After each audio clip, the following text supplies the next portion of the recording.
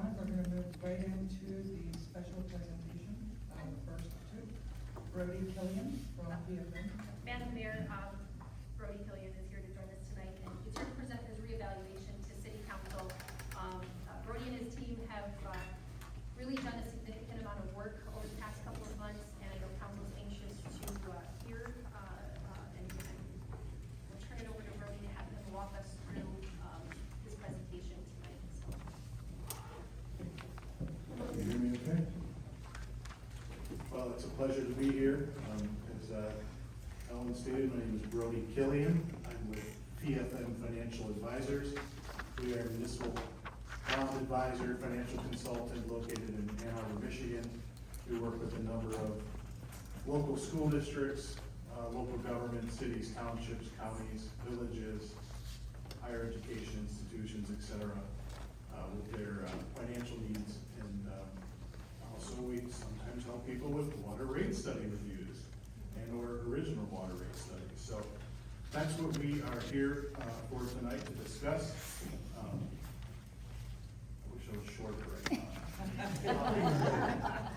But it's a pleasure to be here. I know this has been a difficult topic. It's never fun to deliver news like rate increases, but I think you guys have done the right thing here in pausing to do a reevaluation of what those rates are.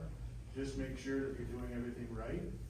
And my goal here tonight is just to be very straight and to the point with you and tell you exactly what we've uncovered as far as our review. And my presentation's here to council. I'm happy to address any questions you may have. Hopefully clarify some things for not only you and your administration, but for the community as well. So if we could, turn to the first slide. So, fundamentally, the question you might be asking, was a water rate increase necessary? And the simple answer to that is yes. And so then you might be asking, well, why? Why was that water rate increase necessary? And there's a number of reasons for that, but fundamentally, is that over the years, the rate increases were not commensurate with the current needs of the program as well as the growing demands. And so you're in a position now where you're playing catch up. And we've prepared a number of financial analyses here for you to look at and provided you with a couple options, but the history is just that. And so when you look at what's going on with the switch over to the county system, and you can see some of these vital current factors that we've laid out, there is a significant upfront capital investment in order to join the county system. There's future wholesale water cost increases as a result of going to the county water system. Your DPW and administrative team has identified some additional capital improvement items that need to be addressed as you move forward. And we also want to make sure that you're setting yourselves up with some fundamental important financial targets, including what is the appropriate amount of cash, what we would call days cash on hand, making sure that you're meeting your board policy of debt service coverage ratio, as well as your board policy of the appropriate amount of funds for your fund balance. So if you turn the page, just to look at the numbers, and there's a lot of numbers on here, and I don't want you to get lost in the wall of numbers. So I'm just gonna point out just fundamentally what would happen if the city had kept rates at the old structure. And the biggest difference when you compare the old system to the new system is that there is an increase in cost of operating under the county system. And just the fundamental balance of making sure that you have enough revenues coming in to cover your expenditures, operations expenditures, and then the appropriate money set aside for debt service and future capital improvement funds. You can see here, the old rate structure was just not sustainable. You would have been blowing through the cash that had been built up in the system within this current budget year. And you'd also already be breaking your board policy as it relates to your debt service coverage ratios. The old rate structure, unfortunately, was just not sustainable for the upgrade that you made to the county system. The same would have been true if you would have stayed on the existing system. The prior analyses that you've seen, that would have also required a substantial capital investment upfront. And so that's fundamentally why we can't keep rates at the old structure. So let's move to the second scenario, which is, what if we hold the rates where they are right now? And I want to point out, if you go all the way to the bottom of the page, some critical financial measures. We talk about your debt service coverage ratio, having money set aside for future capital projects, your fund balance targets, days cash on hand, and then I'll show you later what the average annual homeowner's cost is under these different scenarios. Even under this scenario, holding them where they are today, and also addressing those key capital improvement items that were laid out in the CIP plan by the administration, which includes a few $1 million plus projects that we've put into the years 26-27, 28-29, and 29-30, all being bond funded. You'll note that your operating expenses have gone up significantly with this next projected year. So just to point that out, the operating expenditures for the new system is gonna be about 1.2 million next year for a full year. And then you'll note that your debt service is gonna start to layer on future projects, assuming that those become a priority for the administration. You're gonna need to make sure that you're covering those as well. But even under this scenario, if you look out into fiscal year 26, 27 and beyond, your debt service coverage ratio starts to fall below that board policy of 1.2 times. So to say that you couldn't continue to operate your system by holding rates where they are now is not true. You could operate for at least the next couple of years, but you're eventually gonna have to come back to the community and ask for additional rate increases. So moving to the next slide. So here is the scenario. What if the city restarts the originally planned rate increases on July 1, 2025? So if you recall, the city paused the last water rate increase. And you'll note here that under this scenario, it actually appears to be meeting your future and what we'll call them, goals of meeting some of these key financial indicators. You're covering your debt service ratio guidance. You're setting aside the appropriate amount of money for your cash reserves that would likely get you into that high A, AA category for a credit rating. And additionally, you would be building up money, healthy amount of money to address some of those future capital improvements. And all those other bonds that I talked about that would have to be layered on to address some of those other projects could be covered here. So going back to that original plan that was proposed to you from the other provider, who I might add is actually a competitor of ours and probably wouldn't have minded coming here to tell you that those analyses were not right, but they were accurate. And so to that end, that's the reality of the situation. So if we move to the next scenario, here's a situation where we look at how do we potentially remix those different categories of the rate structure between the commodity usage charge, the base fee, and the debt fee. And you'll note that in this scenario, in order to kind of get to that same goal target as we saw on the prior slide, you're going to need to increase your commodity charge.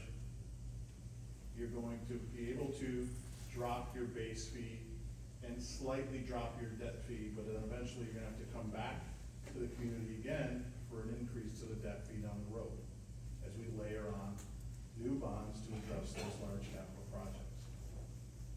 So I wish I came here to tell you that there was a solution, that we were gonna be able to save money, but I will also tell you that you have some time here to work through, digest this before you set the budget. There's not a lot of time here, but there are some options for you. So let's turn the page then to what are the bill scenarios. And this is based upon the average homeowner analysis, assuming that it's actually consistent with the prior rate study, so that there's some consistency in comparing.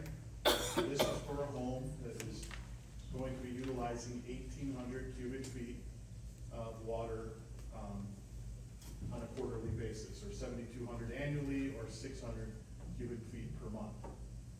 So in the top left corner, you're gonna see the hold scenario for each of the different meter sizes or line sizes. On the right side, you're gonna see what it would look like if we changed the mixture, right, of the different rate structure. And then you go down to the bottom right-hand corner, you'll see the difference between them. So for example, and I've gotta put my glasses on here because I can't see that from there, and I better put them on so I can see what's on this slide here. So the average homeowner bill under this current hold scenario for next year, for a full fiscal year, so a whole year, for a 5/8 water meter, the annual bill estimated to be $846.04 for the whole year. If you go up here, 1 inch would be $1,332. Then compare that to the remix scenario. So we would restructure that kind of organization. You'll note here that the 5/8 would go up to 982, and your 1 inches would also go up. But the comparison, if you look down at the bottom right-hand corner, is no matter how we do it, there's going to be a slight increase relative to what you're doing right now. In this restructure scenario, where you have a higher usage charge versus the base fee, you'll note that a few of your large commercial properties that are using 4-inch lines are gonna see a pretty significant increase. All right, so let's compare that to the next slide, which is taking the current hold scenario, where you're keeping rates where they are right now, and compare them to the prior rate increase plan. So let's go back to what was originally proposed to you. And again, you can see here with that bill differential, there's just no way around an increase. It's just a matter of, how do you want to mix that rate structure? Ideally, from a best practice standpoint, you want to have that rate structure mix so that it's meeting the specific buckets of expenditures that it's designed to cover. So your usage charge should be covering those expenditures to get the water from, the source into the homes, right? The base fee is the other key expenditures related to, kind of the ongoing system management as far as salaries and wages and other, expenses in that regard. Then the third is your debt fee. And of course, that's a little easier to explain because that's covering your outstanding bond debt service. So if you turn to the final slide here, which is, well, what are the options to the city that they should be considering at this juncture? And I think you have a couple options. One is you could hold rates where they are right now. And in doing that, you would adopt your 24-25 budget accordingly. You would then adopt your initial 25-26 budget based upon the existing rate structure. And in doing so, perhaps you're buying yourselves some time as a community and council to evaluate what the usage is gonna look like under this new structure. Could give you some time to prioritize those future capital improvement needs. And again, though, as you see here, you're gonna have to reevaluate the rates again next year. And you're likely gonna have to seriously consider another increase if you were to hold them. Now, in reprioritizing future projects, depending upon, what the administration and council decides there, that's, could have some impact as far as savings down the road. But the reality is, going to the county water system is increasing your average annual operating expenditure significantly. So you're gonna have to address that one way or the other, even if you decide to put off long-term capital improvement projects and go back to your old system of doing it on a pay-as-you-go basis. The other key element to this is, in holding, you could reevaluate the billing frequency as well over this next year. And then when you come back to set your 26-27 budget a year from now, perhaps you have, at that point, you'd have at least 3/4 of usage to evaluate. And, at that point, maybe you have more information to, evaluate things going forward. The second option is to adjust your rate mix now. And in doing so, here's what that would look like. You would have to increase your usage rate from 7.25 per 100 cubic feet to 10.25 per 100 cubic feet. You would be able to decrease your base fee from $28.26 to $21 per quarter. And you could decrease your debt fee from $52.75 to $40 per quarter. I will note that in our analyses for both the usage rate and the base fee, we're assuming a 4% inflationary increase beginning next budget year, 26-27, and thereafter. And with the debt fee, you would have to adjust that later, 26-27, or 28-29, and then in 29-30, as you layer on new debt. And of course, I do think it is worthwhile to reevaluate the billing frequency as soon as that's administratively possible. If there is a way to go to monthly billing, I think it would help the cash flow, but I think you have to also take into account the realities of what that means to the administration from a cost standpoint to the city. It would require at least a half FTE to maybe 1.0 FTE in that office to help to ensure that all that billing and increase in frequency is working accordingly. So, I really do wish I could have come here tonight and told you that there was a better option. I think it's a function of, the history that you have all inherited. And, the numbers are, I want to tell it to you straight. You have, 2 to 2.5 times the annual expenditures that you used to have. There's just no way you can sustain that under the old structure. And now that you are being proactive in evaluating the long-term capital improvement plans, as opposed to doing a pay-as-you-go basis that has been done in the past, that too is becoming a priority and built in here. So, that's our presentation. I'm happy to answer any questions you might have. Jeremy? Yeah, I just wanted to, can everybody hear me, or do I need to turn this on? On the evaluation with the remix, it appears that the Owens, if somebody was to use less water, that if they can conserve using water or something, that might be the cheaper option. Even though it's more expensive to go with that option, it's more based on water usage than it is on just the base fee and the debt fee and all of that. Is that correct? That's accurate. Okay. And I believe right now, the city is pretty close to 50%, maybe a couple percentage, between the 1-inch pipes and the 5/8-inch pipes. I know that's a big question mark.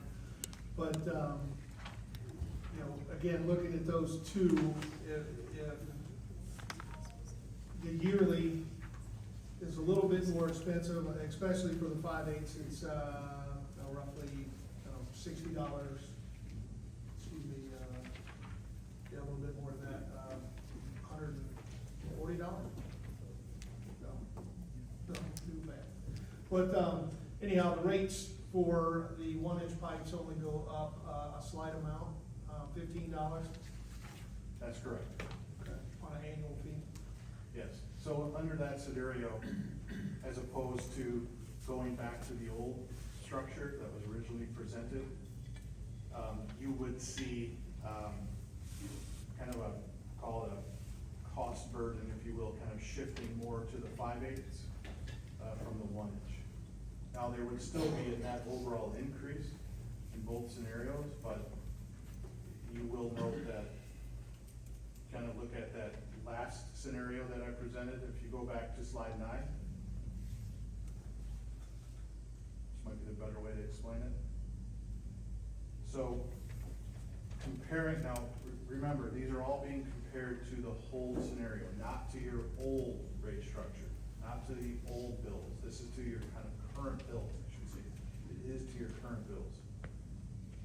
You'll note that under the scenario where you would go back to the old step increases that were presented to you before and that were adopted by the council, the 5/8 annual bill would go up to $142.80 annually from the hold scenario, or the 1-inch would go up to $59.80. As opposed to the remix, the 5/8 would go up $135.96 from the hold, whereas the 1-inch would go up $15.90. But in the remix scenario, you'll note the 2-inch and 4-inch, particularly the 4-inch, because they're the heaviest users, are going to see the most dramatic increase in their annual water bill. And Brodie, for the sake of conversation, Brodie does have a slide in there, for council support that shows our meters, and our breakdown. So we have 710, 5/8, and then we have Slide 13. Yep, slide 13, okay. And then we have 594 for the 1. Yeah, and, the MEUs, the simplest way for me to explain it is it's a way for us to standardize the factor that we use to calculate people's, base fees and their debt fee, okay? So, the reason why there is a larger multiplier, right, for the larger water meters is because more water is flowing through there. And so as a result of that, we have to standardize that calculation. And we did put in here some defining key concepts, and of course, you're happy to share this out to the public. You can call me anytime if you have questions on this, but, the fundamental concept behind the MEUs is a way for us to calculate the appropriate multiplier, right? So that we can, come up with the right revenue calculation, if that makes sense. And that MEU factor, that's based off of potential water usage, right? Because you're saying that, a 4-inch pipe can use, it has the potential to use more than, or if you say the 5/8 to the 1-inch, the 1-inch has more potential. Correct. Use, but not necessarily if it's a single person in the house and the neighbor has 5/8-inch pipe and there's 5 in that house, they're gonna use more water, but it's just on average and it's the potential usage, not actual That's right. usage. That's right. Now, the base fee, will include a larger, multiplier, a larger cost per line. But that's, to your point, the usage would not be impacted until the water is actually flowing through. Thank you. And we adjust the rate fee now. Pam, can you turn on, sorry about that. Thank you. If we adjust the rate fee now, then in the long run, we can decrease that debt fee that everybody will have to pay. over time, so the We- bills will come down. Well, you would be able to drop the debt fee short term. If you decided to not do any of those future capital improvement projects, you may be able to keep it there. But if you're going to maintain a healthy system of investing into the infrastructure, and those projects have been identified by the administration in the CIP plan, are inside the city's infrastructure, it's their water main infrastructure. So we would see a decrease in that debt fee and base fee initially, but eventually those will have to increase to accommodate the new debt that will be layered in. In the capital improvements? Correct. Okay. Correct. And in our scenario that we've presented to you, all of those future capital projects are gonna be bond funded over, it's a scenario over 15 years at a 4.25% interest rate. Now, of course, things change, we gotta reevaluate that. But bond funding those is really the only route that you can go at this point. To cash fund $1 million in 26, 27, and then again in 28, 29, that would require an even larger increase. Bond funding these capital improvement projects also allows you to spread, you know, the amortization or the paying back of that asset across, you know, a longer period of time and a longer period of households, right? So that you're matching the useful life of that asset, maybe with multiple generations. We're gonna be paying off in 15 years, but that's the concept of doing that way as well. If you can cash fund it, great, but most communities just can't do that. And that's kind of the idea behind what's happening here is, you know, the prior generations, you know, probably didn't pay as much as they should have been into the system to pay for those critical capital improvement needs that were really required along the way. And so now there's this catch-up.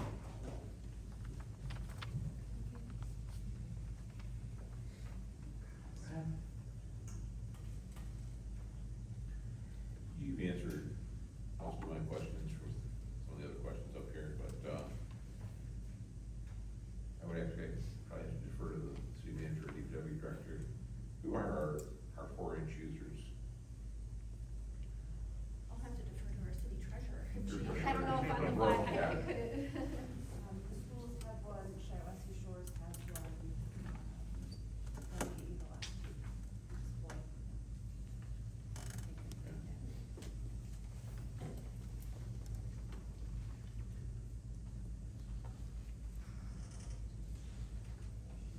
I don't know if she'll be able to put it up right Yeah, now. that's okay. Yeah. No, I can't,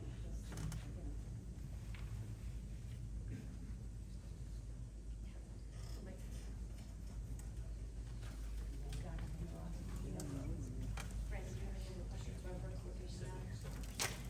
No, I mean, those are major things I just want to consider. I mean, it's, you know, we have to raise the rates or hold the rates. It's, thank you for the data though, appreciate it, broke down nicely. Okay, so we have Symphony, we have, Linden Community Schools, Shiawassee Shores, and the last one is, Charter Senior Living.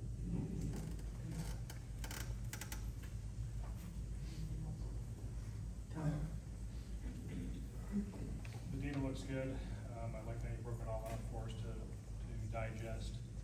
As we know, we've got to come up with some type of good solution, and keep giving us some ground information to make a legit decision on this.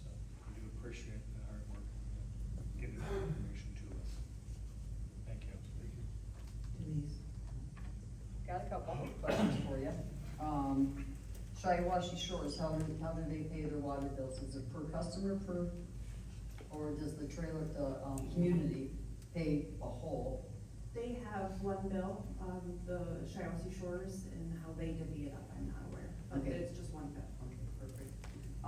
Looking at the adjusted rate mix now, what you're saying is that would go down to 21 and 40? Correct? That is, just make sure I get to the right page. Well, it's page That's 10. correct. Yeah, so you'd be going from 26 base feet to 21 and 52.75 to 40. Okay, is that for 5/8? Is that for 1 inch? That is for 5/8. Okay, and then it puts the onus on the customer of how much water they'd like to save, if they could save at the 525, or 1025, correct? And that's 1,800. Yes. Thank you for giving us all this, makes some, we'll learn the sense of it, I'll learn. And I'm gonna study this quite a bit, and thank you very much. Great presentation. I have nothing additional, thanks. All right, so this may be here, but I might have missed it. So how long is it being proposed for the debt fee? Is this for the entire length of the bonds, the contract of the 20 years? So that debt fee would be there for that length of time, or? Okay, So the debt fee is calculated to really match what your current annual debt service is. That of course can be adjusted, but the concept behind it is we're trying to isolate that expenditure, which is that future principal and interest payment on the debt, on the bonds. And so, you know, depending upon the decisions made of how you wanna layer in future capital improvement project, but there's already some that have been bond funded that are on the books, and you have to set that rate appropriately. The 52.75 number, while it might be a little higher today than needed, will quickly be the appropriate level in the future. And typically, when people are setting that debt fee, they're looking into the future. Make sure there's enough now to cover those that are gonna layer into the future. okay, and then, might be redundant, I did read the portion on this, but I still wanna ask the question. How did you come up with, or, you know, is it standard practices, is it a standard multiplier, is it your multiplier, as far as for the meter sizes? And, I would just like that. Perfect question, and I wasn't sure how much of a, water 101 I should get into tonight, but, it's the right question, and the American Water Works Association has developed that structure. Called a meter multiplier or factor table is universally known and used. There's no really reason to move away from that. I mean, that's the standard for which we can appropriately, place those expenditures, those fixed expenditures to the other, to the different meter sizes. So that is from the AWWA, and I do have, you saw the calculation there, which is here on page 12. Well, the full calculation is later, but this is that the key defining concept that relates to MUs and how we calculate that. And it's all being multiplied off of the 5/8 inch line. So larger line, larger multiplier. And then one last question, and this one. So do the community schools do they only have one water line, or do they have multiple? Each school has their own account. I don't know if that's what you're asking. So I know that there has to be one to run it down to Argentine. Right. Into the school, yeah. Are they all 4-inch? Do we have any of them that might be 3-inch? And I don't know if I'm off base with that as far as. So one of the schools have a 4-inch meter, the others have. It depends on the usage of each school or like the multipurpose facility. So that's all engineered, designed on the flow rate that they're gonna need for a particular building. So it does vary, but there is only one line going out in that Okay. direction. Okay, all right. That's what I was wondering, because of where the schools were located. Right. Madam Mayor, may I ask one more question?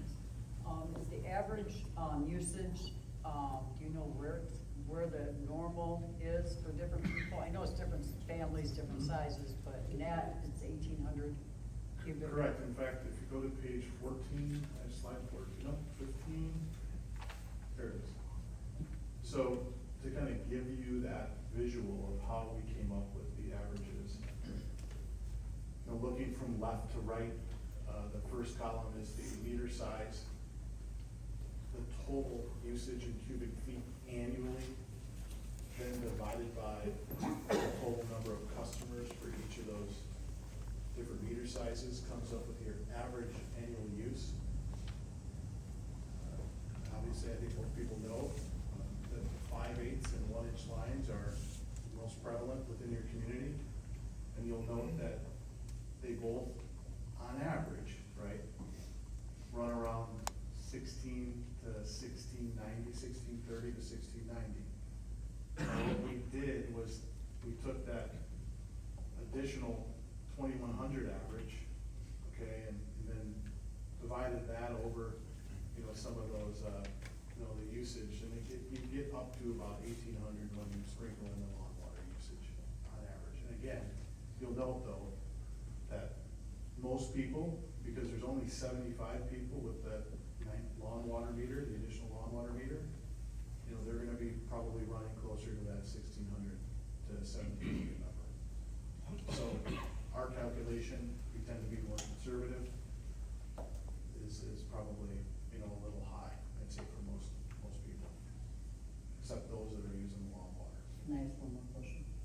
Lawn water, it's probably, important to reach out to the residents out here that have lawn water and water in the grass, to come in and get another, like, meter put on, or how they calculate the water between the sewer, what's going down the sewer and what's going in the grass?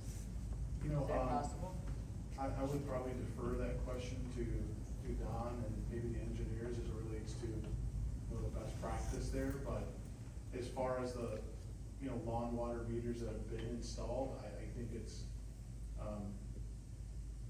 a good thing, you know, just so that people are being charged appropriately for just the lawn water usage. And of course, in that case, they're not going to be paying sewer on that, because, I mean, I'll let Don speak to that technicality. Okay, thank you. And Brooke will correct me, but if they're counted as lawn water, then they are not paying the sewer fee associated with it, Correct. because it's a separate independent meter that calculates what's being used for lawn use only. As long as they have that meter on, distinguishing between the lawn water and drink water. As long as they have a lawn meter, yes, Do you know what, account. do you know what the price is to put that on, where people might not have had that added on before, and now they'd like to get it, just, you know, which, you know what the cost is? I believe purchasing a lawn meter is 400 400. for the meter, and then obviously they'd have to have it, installed. Thank you very much. And just to add to that, typically if we have someone with high usage and our staff has identified it's because they were watering their lawn, they do encourage them, you know, to add on a meter if necessary and stuff, so. Thank you very Yeah, much. yeah. I don't have the calculation, sorry Denise, but, the savings, if you are a heavy lawn water or you're filling a pool, the savings in the long run, I believe it pays for itself, the lawn meter, that 400, in a couple of years, because you are not paying for that sewer charge. Absolutely, thank you, Brody. I wanna thank you, Mr. Killian, for coming in today, and answering all of our questions.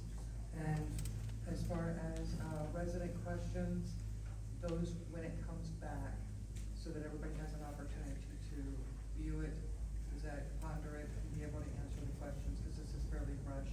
So when it comes back to council, we'll be going to and doing resident questions at that time, that's okay? All right, moving to the next is the proclamation, recognizing life-saving efforts.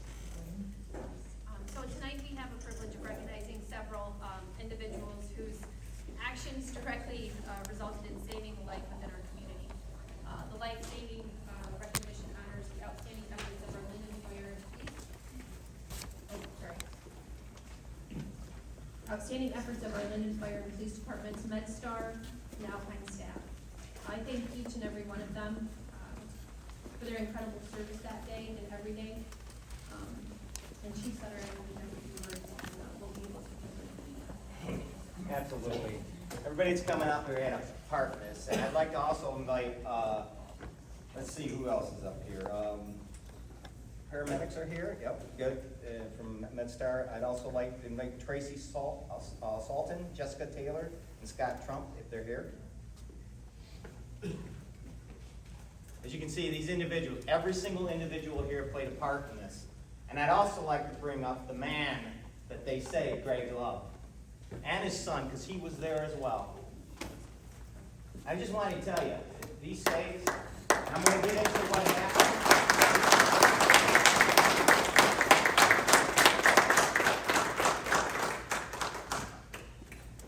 These saves, it's about 1 in 100. 1 in 100. You're a miracle, man. And I mean that. You are. And I appreciate it. You know? So, today we officially recognize and commend the following individuals for their life-saving efforts. Linden Fire Chief Brian Will, Linden Fire Department Captain Marta Wright, Linden Fire Department Lieutenant Ray Davis. He's not with us today. Linden Fire Lieutenant Anthony Carr, Linden Firefighter John Miller, Linden Police Officer Ryan Wilburn, MedStar Paramedic Christy Ungarsky, MedStar EMT Victoria Callard, Alpine employees Tracy Salton, Jessica Taylor, and Scott Trump. On April 14, 2025, Linden Fire Department was dispatched to Alpine Market, 604 West Broad, in reference to a full arrest. Mr. Love not breathing. Linden Police Ryan Wilburn was also dispatched. Linden Police, upon Officer Wilburn's arrival, he observed his subject in the office lying on the floor and not breathing. With staff from Alpine, Tracy, Jessica, and Scott administering CPR, Officer Wilburn found that the patient was unresponsive and did not have a pulse and was not breathing. Officer Wilburn then took over CPR on the patient. A short time later, our fire personnel arrived on the scene to assist, and so did MedStar as well. An automated external defibrillator was then utilized, delivering a shot to the patient, to Mr. Love. Also, they used the Lucas machine, which we purchased, council approved, assisting with the CPR. Due to the efforts of the personnel on scene, a pulse was finally detected, and Mr. Love began to breathe on his own. Exactly. The patient was transported to the hospital. Mr. Love was transferred to the hospital. He was recently released. I wasn't sure if he was going to be here today. I believe it was your first day of work today, wasn't it? Yes. He went back to work. As a direct result of their immediate life-saving actions, the life of Mr. Love was saved. Their professionalism, dedication, and actions in the highest tradition of the Linden Police and Fire Departments, and for our community, you guys too, we commend all of you. I just want to thank each one of you. On that day, each one of you stepped up and saved a life. This is what our community is all about. It's about individuals like all of you, citizens, paramedics, EMTs, firefighters, and police officers. We often see some of the most negative and divisive comments on social media and other places. Don't listen to that. Amen. Our community is about hope. And on April 14th, you gave that man, Mr. Love, and his family, hope. And you give us hope by what you did and what you do every day, and we want to thank you.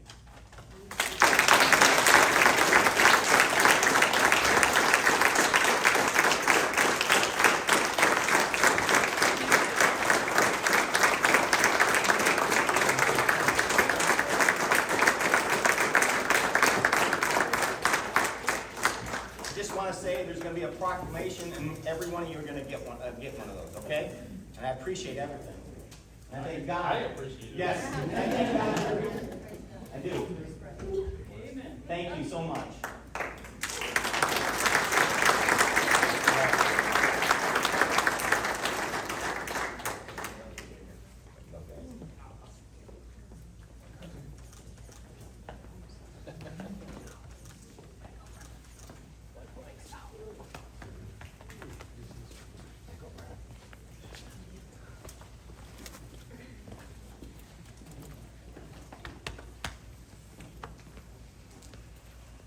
We're dismissed. We're dismissed.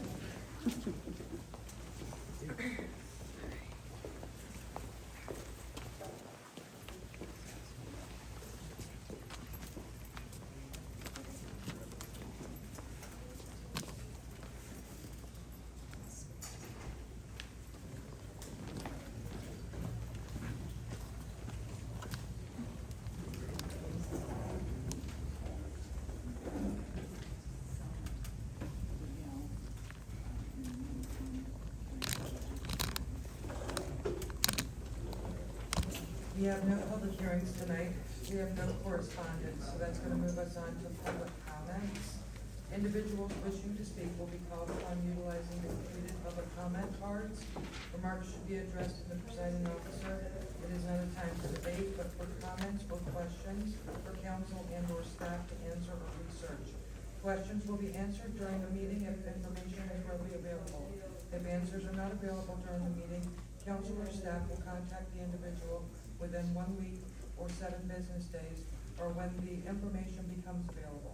No person shall have the right to speak more than once on any particular subject until all persons wishing to be heard on that subject have had the opportunity to speak. Karen, and I'm sorry if I messed your name up, Brebois?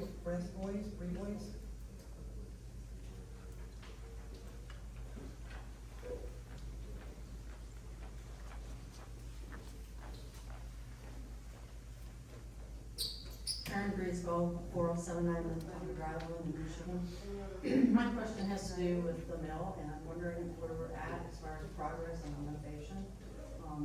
Not seeing much from the outside, so I don't know if there's stuff going on inside, but I'd like an update for the community so that we know that something's being done with the money that Mr. Mueller got us through the grant.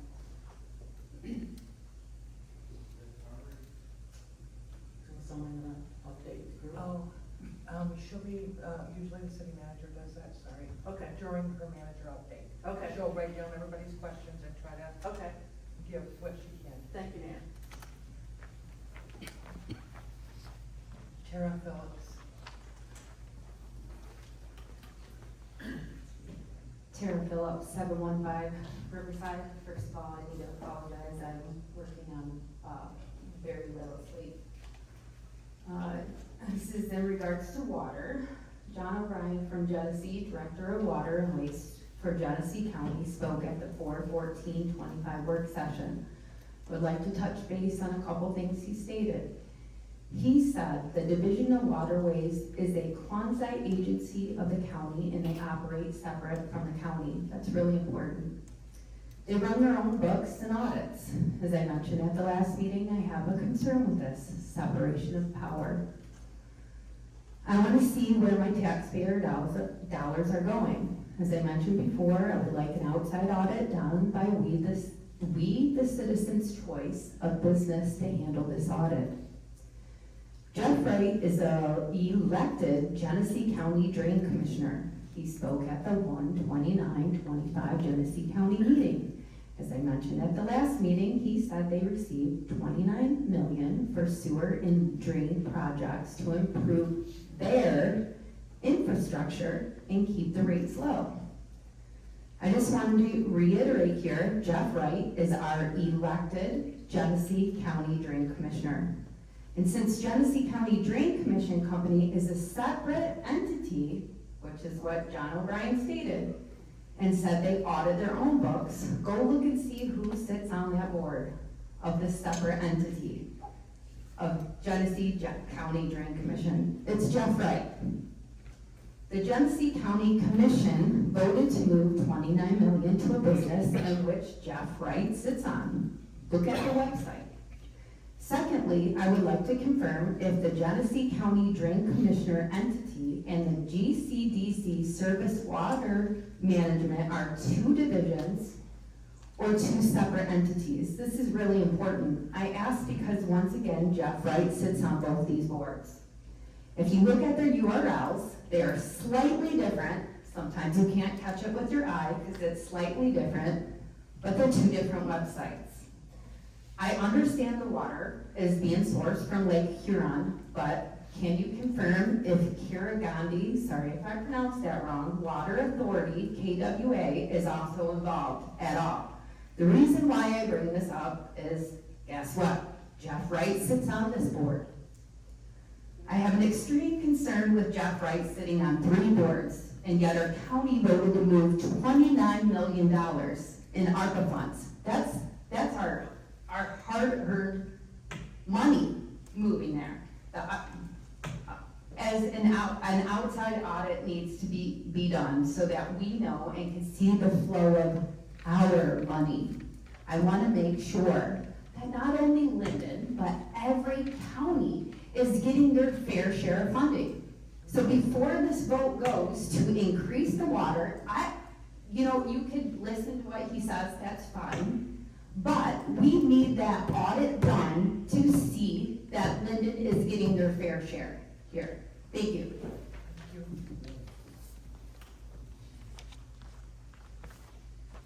Ramona Dees.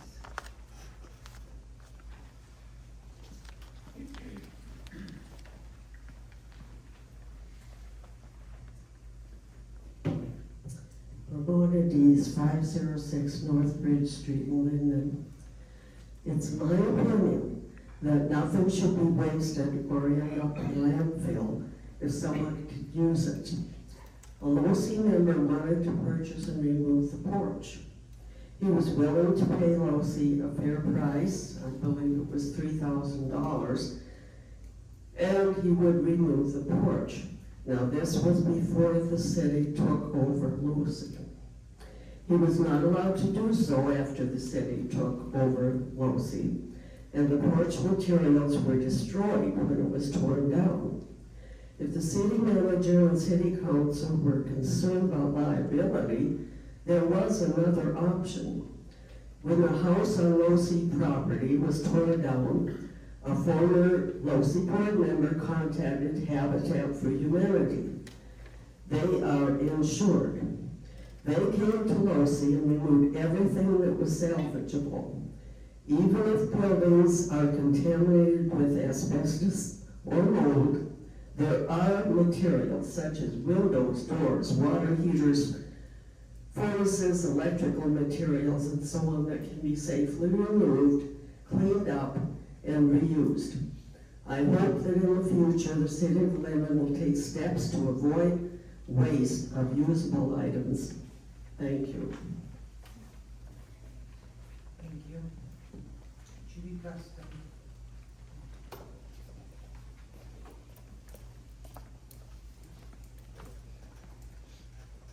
I need it clarified.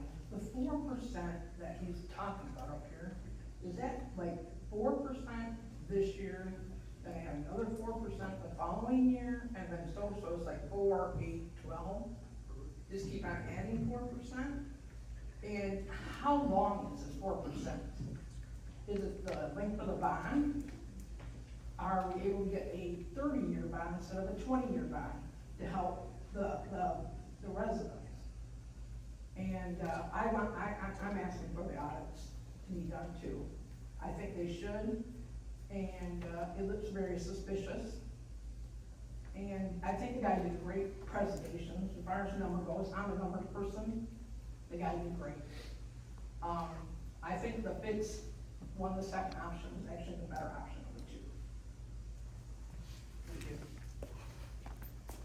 Thank you. Monica Larner.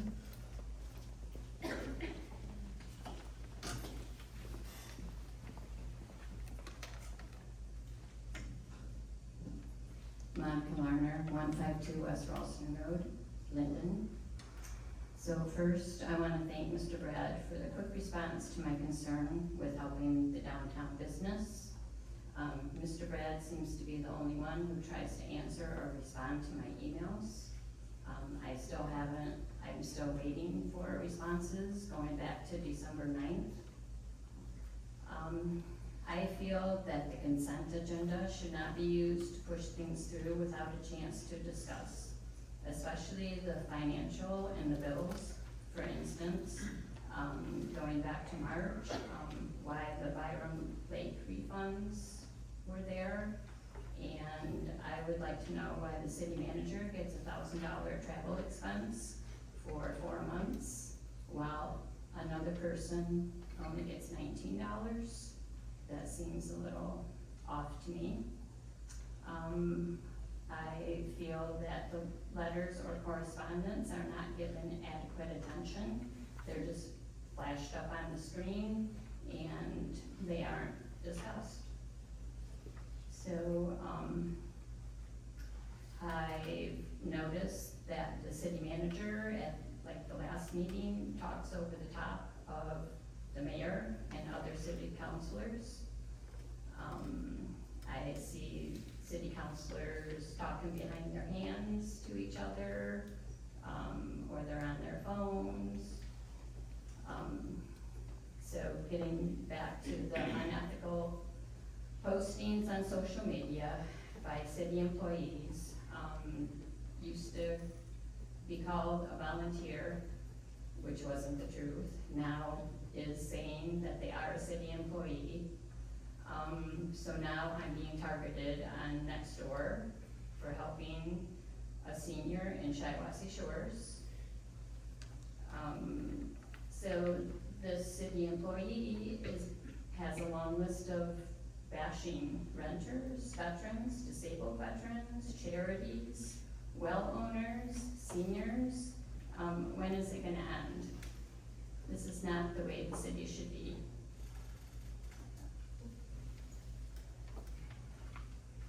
I had a complaint about the trash mountain on the corner, and the city manager said she was gonna get back with me. Nothing came back to me. There was nothing on the police report. My complaints don't make it to the police reports. I don't know why. I feel that the city manager and the city council does not work with the mayor. Why does the city manager get to make the motions? For instance, on today's agenda, she's got 3 motions there. I thought that motions were made by the council. Ms. Varner, time is up, I'm sorry. Okay.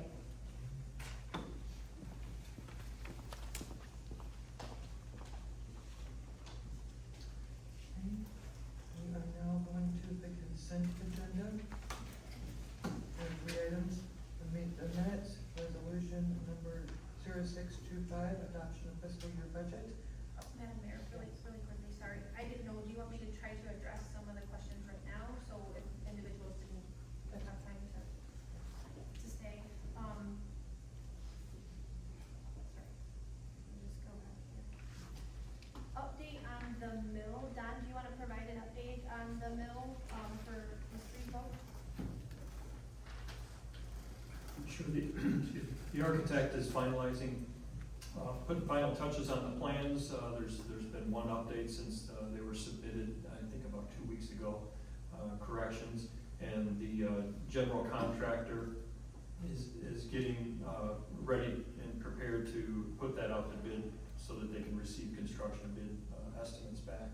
So I think you'll be seeing some things probably in the next month or so as far as actions coming back before council for decisions to be made.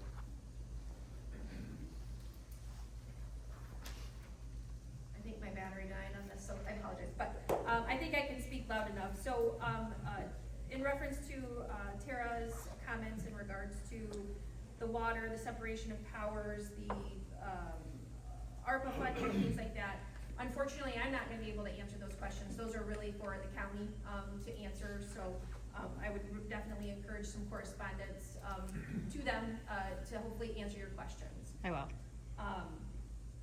Misty's, I appreciate the comments. I was not aware of a previous member of LOC wanting to purchase any portion of the porch. Obviously, the porch was damaged to the point where we had to act quickly because it was damaged during one of the storms and things, so appreciate that. Judy, you mentioned something in regards to clarifying the 4% increases and how long. Well, I will follow up with you after clarification from Brodie's presentation and things like that. Monica, I guess at this point, I would encourage you to, after the meeting, just schedule a time with me and we can sit down and meet and we can go through all of your concerns, at any point. Happy to address that. So obviously, there's a lack of understanding on my part as to what you're directly looking for a lot of these different items. So happy to chat with you. And I think that's it. Sorry. Just thought I could quickly take care of it in case.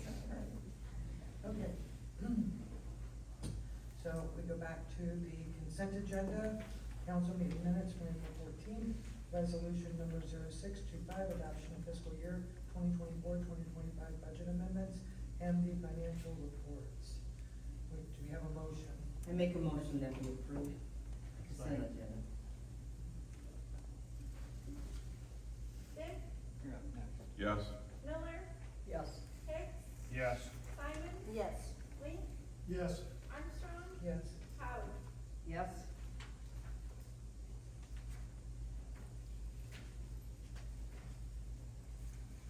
All right. So, we have no unfinished business. We're gonna be moving on now to the new business. Tonight, we're going to, as far as if you have questions, after we present the topic, we'll do 3 minutes. If you're speaking for a group, 10 minutes. On behalf of the HOA, what have you, you can do 10 minutes. But otherwise, please keep it to 3 minutes tonight. And we're gonna start off with Forest Ridge Estates Preliminary Unit Development, the PUD. Adam, do you wanna start us off with that and where we're at? I figured it was best to just let Adam jump in and kind of walk us through where we're at and. Yes, I did provide a memo in your packet to council summarizing this project and where we're at in the process and what steps need to be taken at this point as far as council action. This is Forest Ridge Estates, a proposed 30-unit, single-family detached residential site condominium to be located along Andrea Avenue between Pauline Pass and Laurel Lane. The project is proposing to be developed under a planned unit development, PUD option of the City of Linden zoning ordinance that allows for clustered lots that are below the minimum lot width and lot area requirements of the underlying zoning district, which is R2 district, so as to preserve open space within the development. The city's zoning ordinance requires PUDs to go through a 3-step review process. Preliminary plan review was conducted by the city's planning commission in February of 2024. Planning commission held, as required, a public hearing at that time. They approved the preliminary plan. It then went back to the planning commission for final plan review after a public hearing. That public hearing was held on July 1st of 2024. The planning commission then took many months, tabled it on several occasions. Ultimately, after receiving a revised plan unit development plan from the applicant in January, at the planning commission's February 3rd, 2025 meeting, they recommended approval of the final PUD plan with 6 recommended approval contingencies for the city council to consider. The zoning ordinance gives the city council the final authority for approval of a planned unit development. And so the planning commission's recommendation is in front of you. At this stage in the process, the 3rd stage in the process, the ordinance does not require a public hearing. In the memo, I did list the 6 recommended considerations as far as conditions of approval that the planning commission has provided for the city council. I'd be glad to go through any of those if you have specific questions about those. The city council action to be taken. So per the zoning ordinance, upon receiving a recommendation from the planning commission, the council should review the final planned unit, the final PUD plan, taking into consideration the recommendations of the planning commission and the criteria and standards outlined in the zoning ordinance. Ultimately, the city council shall approve or deny the final PUD plan, or you may table if you need additional information before you're ready to make a decision of approval or denial. Ultimately, the city council shall require all of the standards and conditions of approval to be incorporated into a development agreement to be reviewed and approved by the city attorney. So that's a legal document that would memorialize the site plans, the documentation, and any conditions of approval that you might have attached to your approval. I did outline in the zoning ordinance, it discusses how you can make conditions and what the conditions would need to address.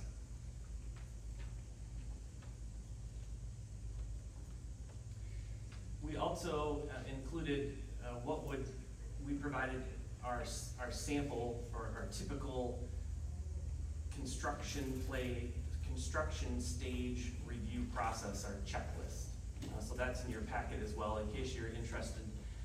Even after a project gets through the planning commission, or in this case, the planning commission and city council, we have a checklist that we use for all projects that need to go through the detailed construction plan and engineering plan review process, construction inspection, building permit review process, outside permits that need to be secured as well.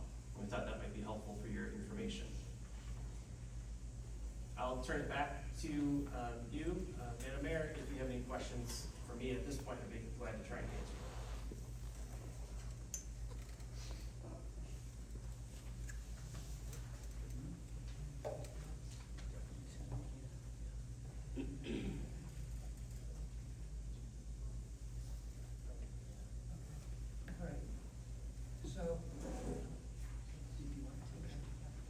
All right, so, Mr.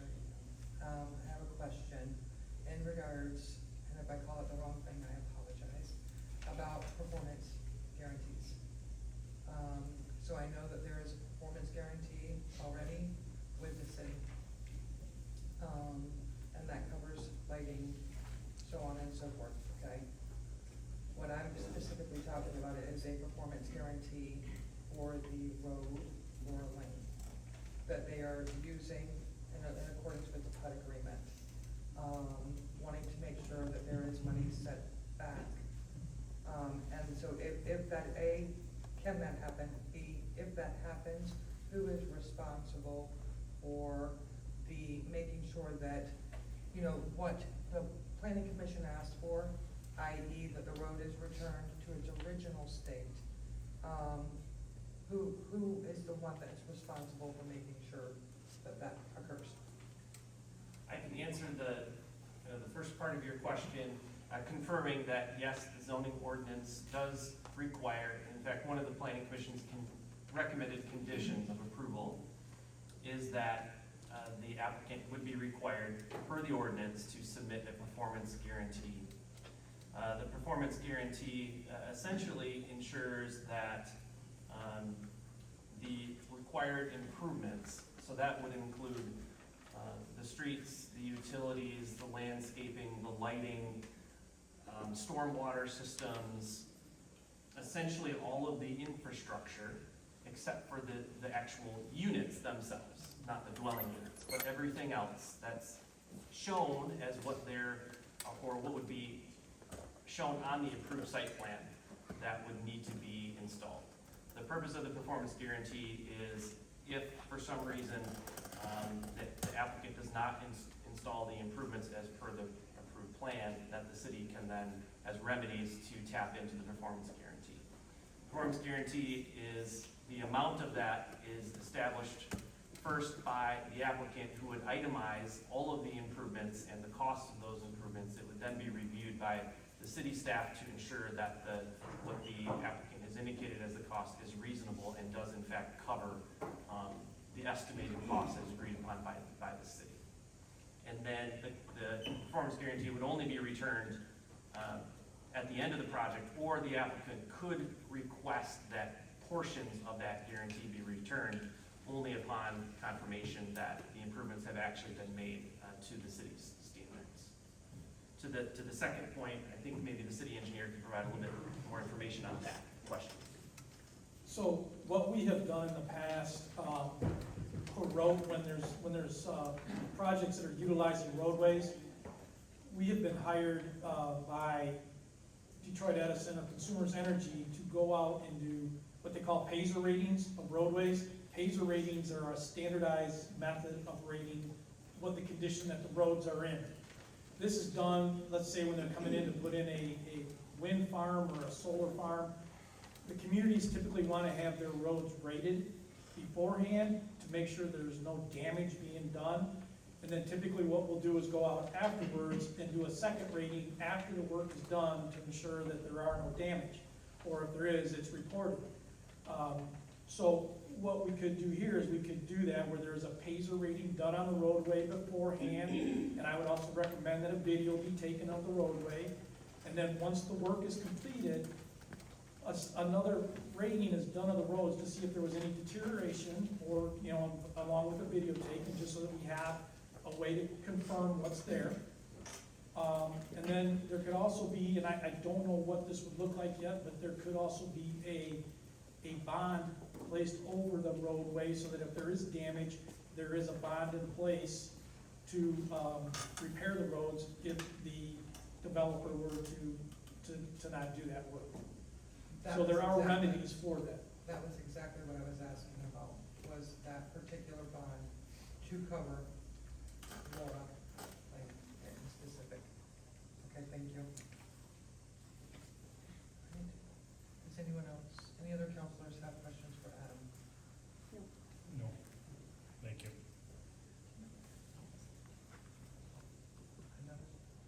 Oh, okay, that was good. Mr. Neiman. Yes, I'm getting around the applicant. I just want to know if there was any questions that you guys had to address me. I also have my attorneys here and engineers here, so they may be better suited to answer some of these questions depending on what they are. Jerry?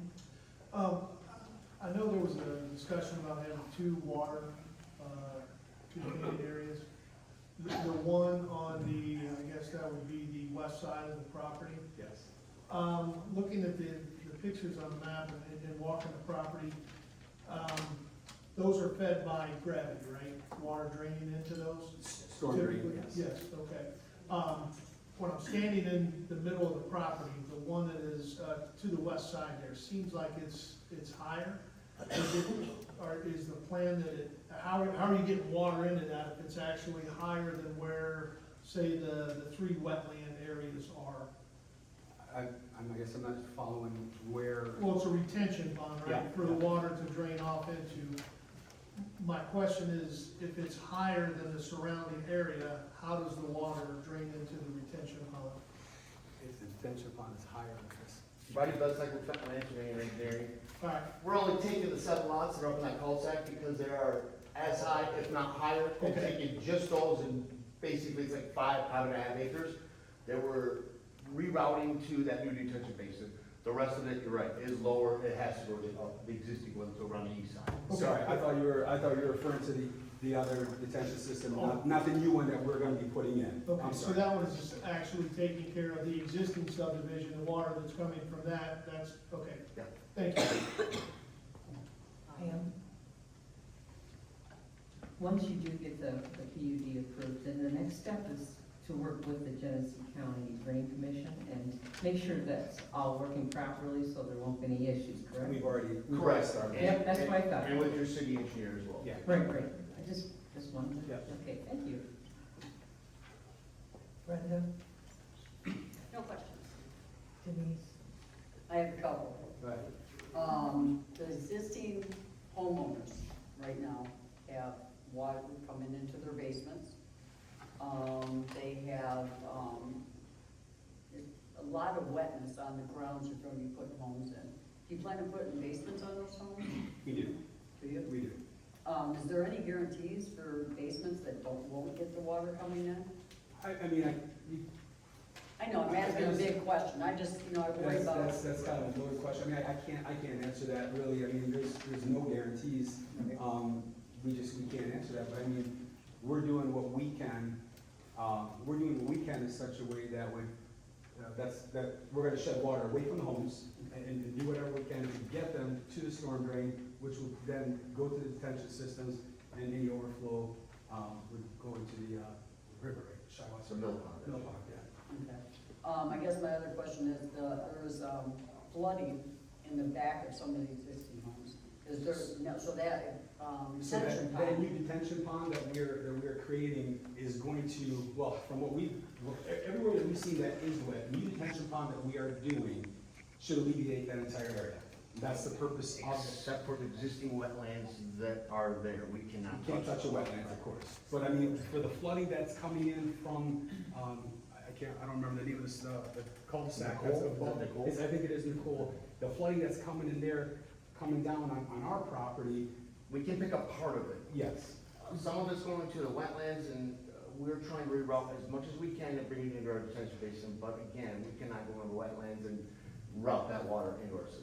But it will alleviate a significant amount of Yes. standing water, for sure. right, because you have residents in them, you know, 100%. those homes that are really concerned. And those two empty about lots, those. kind of at the end of Nicole, right, have a lot of water, have been sitting in them. So we are gonna take as much as we can, by legally, right, that we can, and bring it to our system. Okay, and that hopefully will help the existing homeowners. Yes, I'm not- 100%, I'm not yeah. sure what the road is. I think it is Nicole. I'm saying Nicole. I'm not, yeah, I'm not Or really Lane. sure. Okay, I'm getting some head shakes, so. Okay. All right, well, I guess that's it. I just want to talk for these homeowners and our, you know, new homeowners. 100%, yeah. 100%. Tom, No questions, thank you. Brad? No, that was it, when Dave said the survey for the road, that was what I put in, the recommendation from the planning commission is to do a video survey and face a rating of the road, so if the road is borderline, we rate it, so for any damages or repairs, we're good there.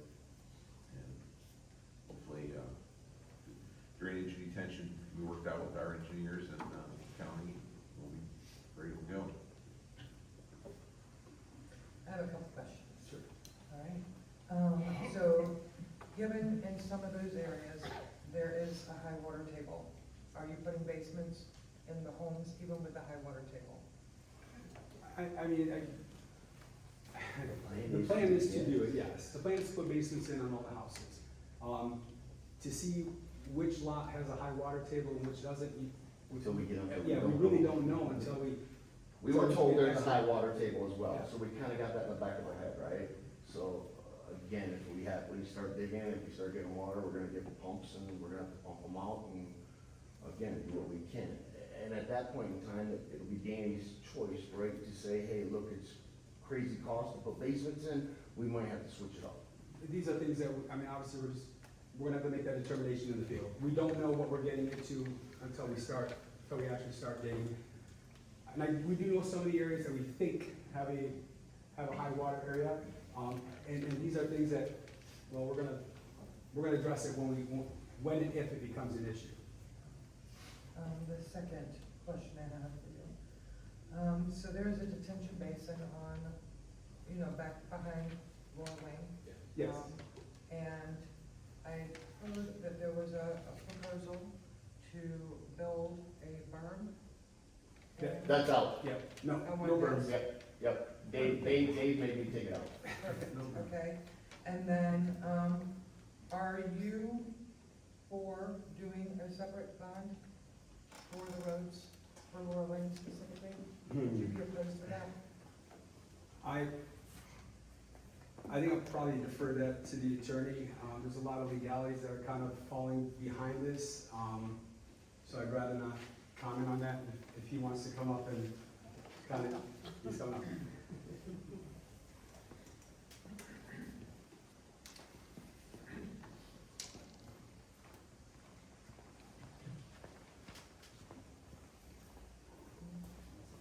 Hello, my name is George Rizik, R-I-Z-I-K. My office is in Grand Lake. I looked at I always look at site plans and I think of soccer. Okay, I know I'm Linden here, you have a lot of soccer, parents. And when I first had my kids play soccer, everybody, offsides, no, that's not offsides. So I had to figure out what offsides was. And I finally got it figured out, okay? And there are like 4 elements to offsides. And so all 4 of those have to be satisfied in this offsides. If one of them missing, it's not offsides. So that's like site plans and plans like this. And generally, if a plan meets the requirements of the ordinance, if a plan meets the requirements of any other local laws, not just the zoning ordinance, all engineering requirements of your local ordinance, all published, even published policies of the city, as well as state and federal laws, then the plan has to be granted. And I always warn my developers, if you're missing one of those and they turn you down, don't you complain, because you're the one that didn't satisfy those requirements. So there's a series of elements they have to satisfy. If they satisfy them, it's offsides. If they don't satisfy them, it's not offsides. Maybe the reverse is true. So I went through the planning commission's, their recommendation. I thought it was really well done. It was 8-0, They said they recommended approval with 6 conditions. The first 5 were right on. The 6th one is what bothered me, and that was, it suggested to me that they didn't want construction traffic on Andrea, which is the public road. They wanted construction traffic only on Laura Lane. Now, we all know all we're asking for there, I think, is trouble. Because the owners on Laura Lane, it's a private road, okay, they have an attorney, keeps on telling them that we should beat up Danny Niemer on this. More power to him. I mean, he's entitled to his opinion, and he's representing his client. We should beat up on Danny Niemer and make him fix our road. Well, when this was approved, when that section, Forest Ridge Glen, was approved years ago, okay, nobody asked them to post a bond, the developer of that particular project. That developer never finished that road. And if they actually did post a bond, it was never popped by the city, when it could have been. And so I think what's happening is we're trying to slough that off onto Mr. Niemer, and as opposed to the original developer or some financial assurance that he should have posted with the city at that time. Now, we have no problem if we damage a road, whether it's public or private, we should pay for it. Okay, my problem is how do we monitor what's causing the problems on the road? Because technically what you're doing, if you're doing sort of a baseline determination of what the road's like today, and then a baseline determination at the end of the infrastructure, we don't know what's gone in between. The condition of the road is a snapshot, it's not a movie. So we have 2 snapshots, and then we're gonna try to interpolate between those two snapshots, beginning and end, and what's wrong with the road, and we're gonna blame it all on construction. I would just assume, and that's exacerbated by the fact that the homeowners in Forest Ridge Glens, and I feel so terribly for them that their developer never finished their road, because this was during the heyday of development, nobody was following the rules. They were picking these things up one after another. The escrow agents are not following the rules. They were supposed to hold money for the roads. They didn't do it under the Michigan Condominium Act. Bonds were being posted and not posted half-assed because things were moving so quickly. Even title work was terrible. People were buying property, they didn't even have good title, they didn't get the title insurance policy for years. So when things were moving fast, okay, things fell through the cracks, and this was one of them. So it's not their fault, okay, it's the prior developer's fault and the title insurance company's fault. But now we're saying it's time to fix it, and so I don't think Mr. Niemer should be the scapegoat for that. I would just as soon use Andrea Lane, since it's a public road, and then you know you can get the money from us. We don't have a problem posting a bond for Andrea Lane, because it's built up to public road specs. Laura Lane is not. So if we use Andrea Lane construction, no problem posting a bond, because I think that's pretty typical. But on a private road over which you really have no jurisdiction, and nobody has jurisdiction except that association, it makes it difficult for us to, I guess, monitor who's causing the problems with the road. A public road that's built to really heavy specs, we got a great cross section there as opposed to Laura Lane. And with that great cross section, you can measure our damage. Okay, so I'm gonna re-ask the question, because it really is only a yes or a no. With Laura Lane, are you willing to lay down whatever performance bond that with our attorney and you can work out to satisfy, because that was what the planning commission had recommended? Yeah, it begs the question what your attorney and I can work out. The answer is yes and no. If we come to something agreeable, absolutely. If we come to something that's not agreeable, I cannot do that. I can't tell Mr. Niemer, to assume, to everybody to assume that anything that happens to Laura Lane is his fault. I can't do that on Andrew Lane because it's built correctly, Laura Lane is not. So I don't have a problem with it. You said Andrew Lane, I'd be nodding my head faster than you could, okay?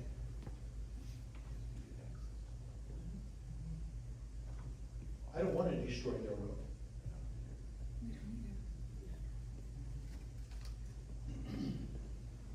Okay, thank you. The other problem is, it allows the homeowners association's attorney to sort of hold that sort of Damocles over our head, and saying, we are not gonna, because remember, he's trying to stop us from using Laura Lane. So that even if I said, yes, we use Laura Lane, we'll post a bond, he's gonna say, you can't use Laura Lane, we'll go to court to try to stop you from doing that, and two, give us some money.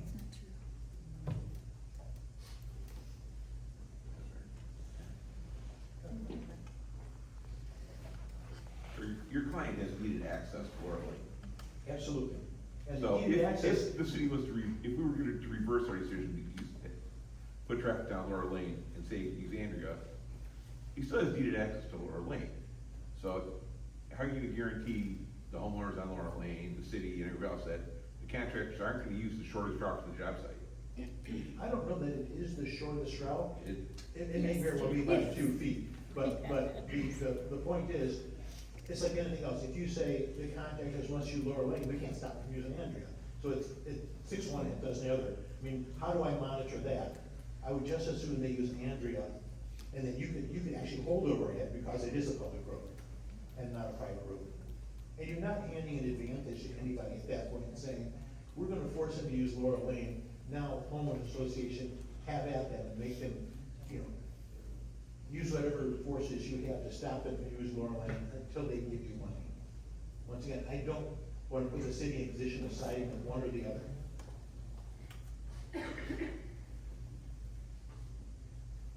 But other than the system issues, that's the only one that caused me heartburn, only because it's a problem with monitoring.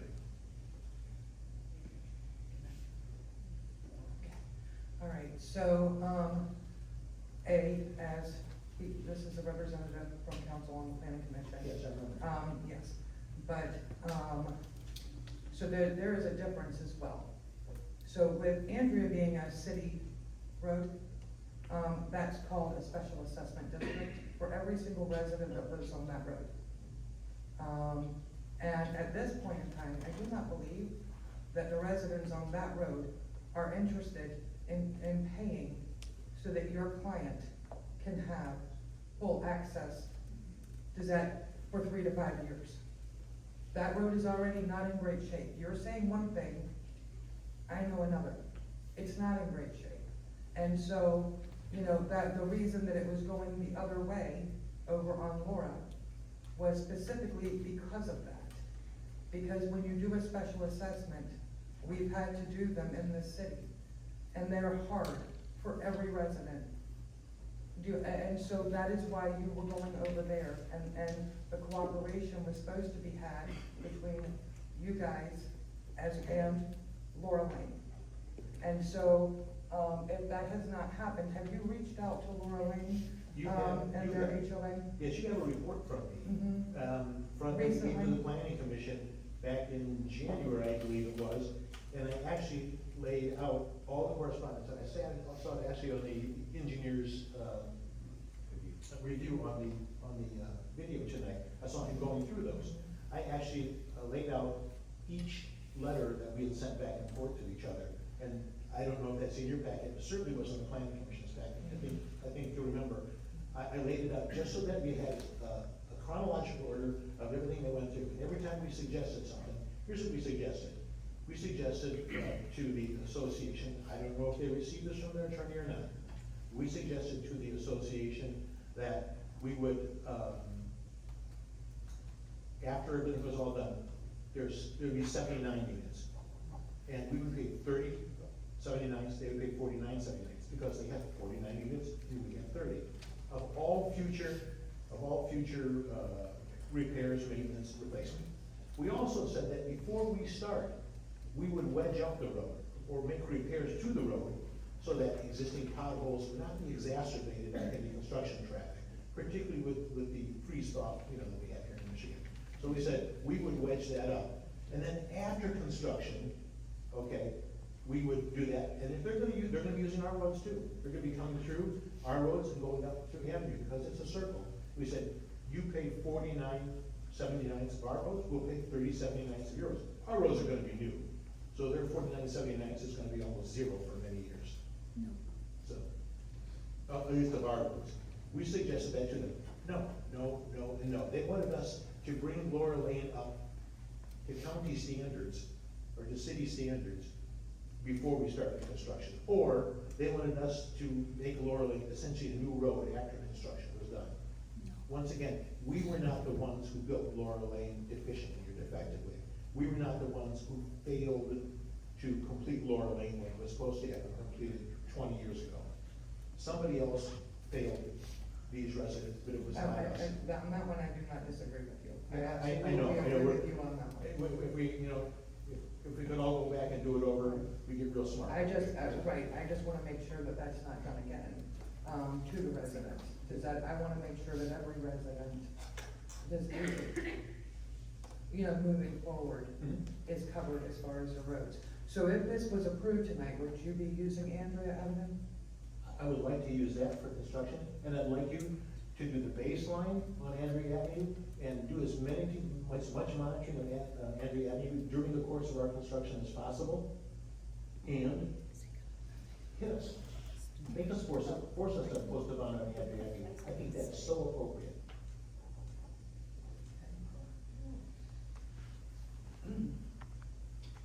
All right. And then the DD for special assessments gone, because No, there's still. we're doing our damage. There's still other roads. But, okay. Does anyone else have any further questions? So, number 6 of the plan commission was, the survey and stuff. So instead of Laura Lane, you would do the survey on Andrea? Yes, ma'am. Okay. We notate all that. Okay, that makes good use. But we don't want to fight with our neighbors, we really don't. So if we were to put things through tonight, we could just reword that and say, the surveys be done on Andrea Lane, if your due diligence on the road itself. Once again, in cooperation with your engineers who know how to do this stuff. Madam Mayor and Council, for just a good visual of what still, Adam did provide in the packet, a checklist of items that would still, even if this was approved, this is what they would have to walk through and get full approval from the professionals and the staff before anything was to happen. And this is standard for all of our processes, but I think the question was asked of us is how do we track this, or how do we make sure that we hold them to what was approved? And so this is just a good visual, just for reference. It's in the packet, so. Well, up until tonight, Andrea had not come into play. I had only ever really heard Laura. And so given new information, and I think that there needs to be, some more conversation.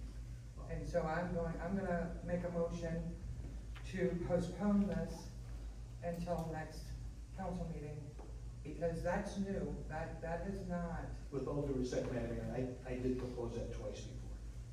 It may not have made it to your packet, but I did propose it twice before. I suggested that forcing us to use. It was not what the council, or the. Oh, no, that's not what their recommendations say. But once again, I think, with all due respect for your wanting to make sure you have information, with all due respect, I think their recommendations, 5 of their conditions, absolutely perfect.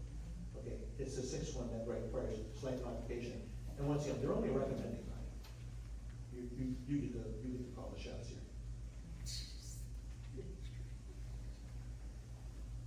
I've made a motion just to postpone it until the next meeting, next council meeting in May.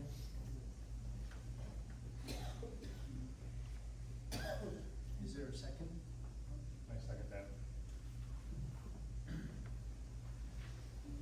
Armstrong? Yes. Link? Yes. Simon? Yes. Howard? Yes. Dick? Yes. Miller? Yes. Hicks? Yes. I count 7 as it. Motion carries. Thank you, thanks for your time. Thanks for the Thank you. questions. Thank you. Appreciate it. He has one more question, Tom. ask away. Thank you, Madam Mayor. Just a quick question. You said that you were gonna start digging, and when you dig, if you run into too much water, then you make the decision to put a basement in or not. Yeah, I think what you're suggesting is, the site plan has nothing to do with houses. You can approve site plan and never build a house. When you go to build a house, is when they're gonna, they're gonna excavate the basement. If it fills up with water, they'll pump, they'll contact their structural engineers and their soils engineers and say, what can we do here? They may say something as simple as, you need double sump pumps, you need, if it's so bad that it's got a load bearing issue, you may have to put in piers and things like that for construction of the house, or don't do a basement on this particular house. So, well, my question is, if you let me finish, please, was, isn't there a test, like a soil boring test, or a perk test or something, that'll give you this information up front? So you know, what your foundation's gonna be. But only localizes it. We don't know what size house is gonna go on each lot, so we would have to bore 4 corners and then intermittently between the 4 corners to make sure that at that particular place, and then we can get the foundation all right, and in the middle there's a beam or P or something like that. So, today, if we were gonna do 30 houses, we'd probably have to do 12 borings, 10 or 12 borings per lot. Okay, so you're talking 360 borings. Okay, thank you. Once again, that's gonna be covered by building department as well. We can't throw a foundation in there.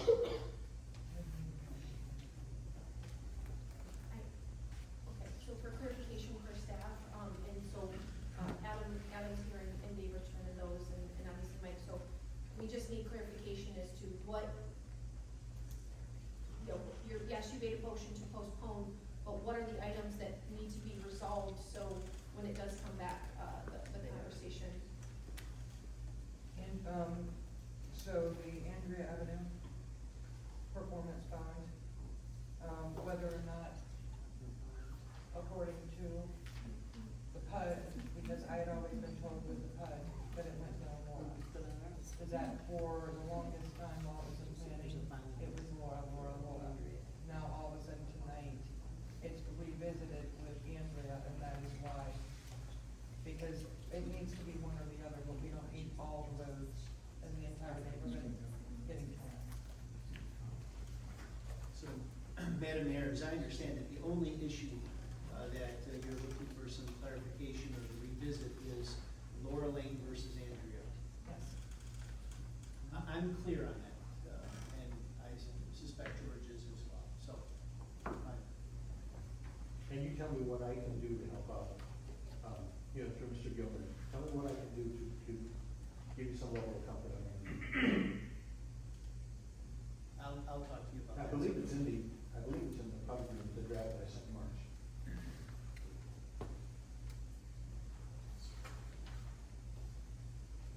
No more questions? No more questions. Thank you.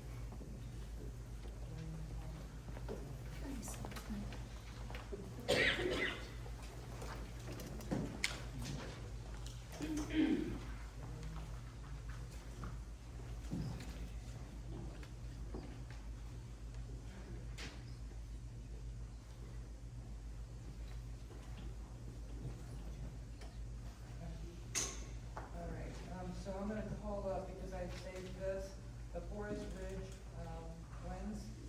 Now, with it being postponed, I don't know if you still wanna speak, but I had saved this for whoever it was.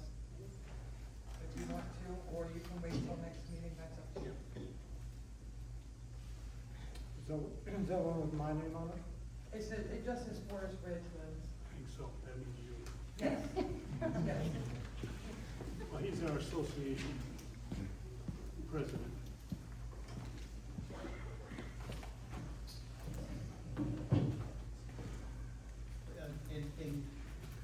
My name's John Howe. Excuse me, Go Mr. ahead. Excuse me, I just want to get clarification on the amount of time. So he's put on here 10 minutes. By your rules, if someone comes as a representative, they can be given 10 minutes, right? Right. The question is he a representative? Yes.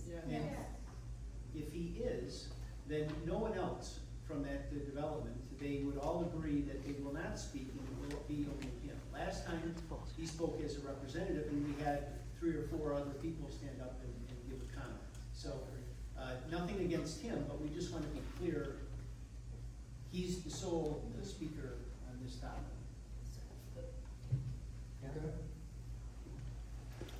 My name is John Hill, and I live at 292 Laurel Lane, and I'm one of the board of directors for Forest Ridge Glens HOA. And I was speaking on Monday, the 14th, at the city council meeting, and I didn't get through my whole presentation, so I want to recap what we started talking about in 2014. And one of them is the flooding in the 3 main areas from Ralston's Road, 24-inch culvert. The flooding on Nicole Lane, remember, there is no wetlands, was marked on the erosion plans and sedimentation plans that were revised in July 23rd of 2002 for lots 23 through 78 and the 5 additional lots on Pauline Path. And Kirsten, could you bring up in your packet there, you have a map of all the wetlands there.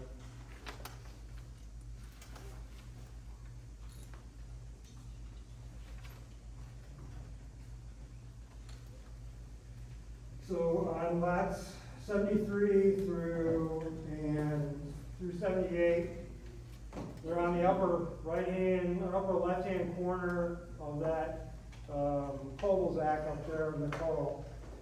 And that picture there that you're seeing there is at least 5 to 7 years old. The one that's in the package right there. And there's only 2 houses built on Nicole at that time. And since then, there's been 4 more built there. And all the city council members, I gave them a picture like this, that lot 76 is now flooded.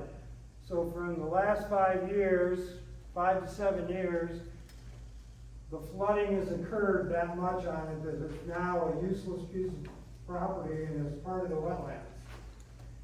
And the speaker, by the name of Brendan, who lives in one of the houses on the west side, his house is up there and now the water is encroaching into his property, and he was allowed to build I believe they call it a Michigan basement in there, and some runs continuously. This picture here that all the city council people have was taken on the house closest to lot 76 from the front porch, and the water is within 25 feet of the front porch of the house. So I think everybody needs to do some considerations to that. Going to the next one, I want to talk about lots 33 and through 37 on the west side of Laurel Lane cul-de-sac, and which would be down in the lower right-hand corner there where you can see the property line and the wetlands that are in there. I want to reiterate that back in July 23rd of 2002, there was no wetlands in there. That's how much that has filled up and became a nuisance and a problem in the last 20 years.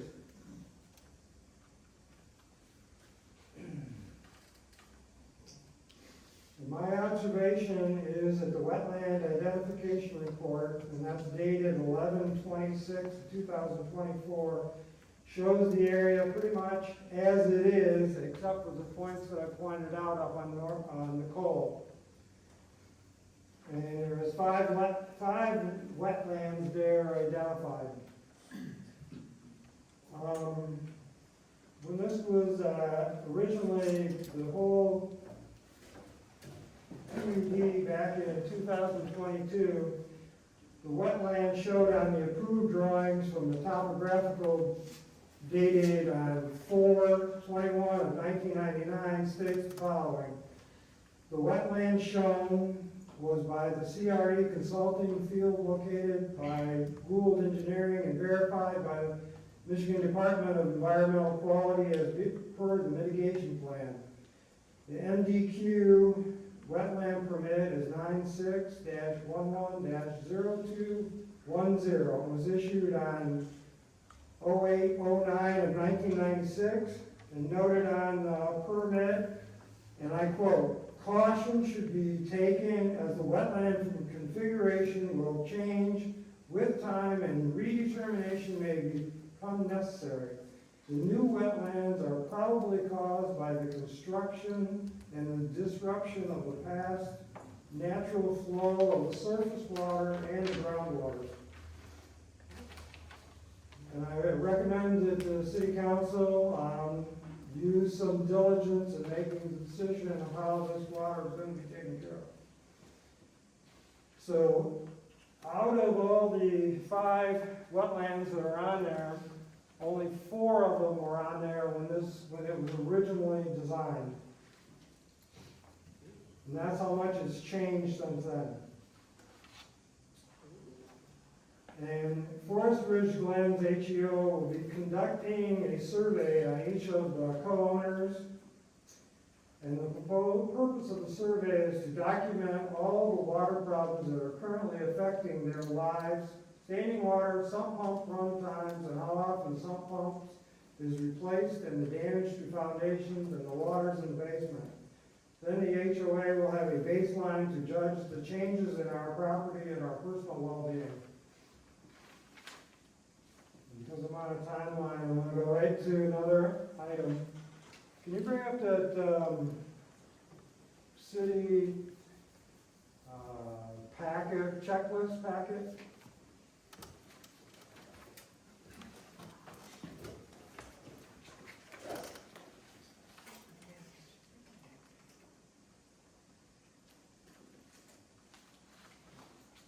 So if you find it, or if you have one on your, Yeah, I have it.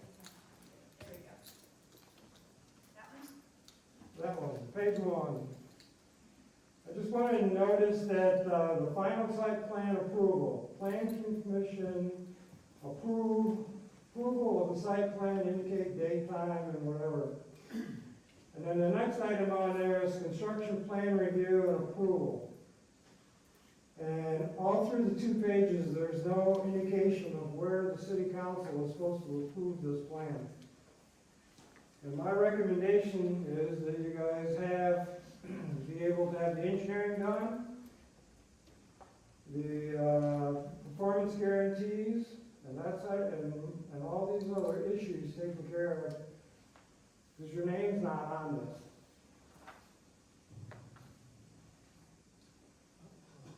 And my recommendation for the performance guarantee would be $1,500,000 in cash deposit to be considered. Review the cost estimates before any city council approval, and the time frame of the completion of this improvements to be set at the 3 years from the issue of the building permit. Nope. You have to know how and what you are improving before you can make putting together and making a cost estimate. I want to read the ordinance that you guys are given the information from. And this is ordinance that I gave you copies of 2 weeks ago. And in here it says, prior to approval of a final plan, the city council shall require all standards and conditions of approval to be incorporated in the development agreement. This agreement shall be prepared by the city attorney, and that's beforehand, and reviewed by the city planner, and then approved by the city council. My next item would be on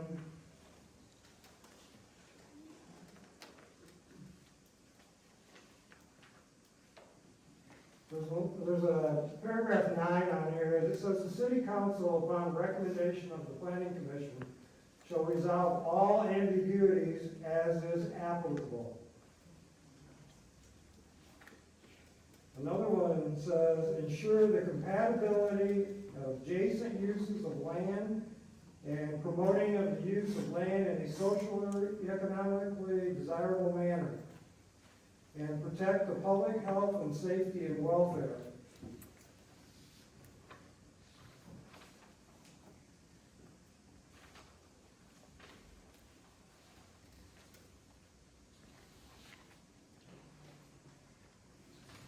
So in closing, the city council Your time was is not a up. representative, what's that? Your time is up, I'm sorry.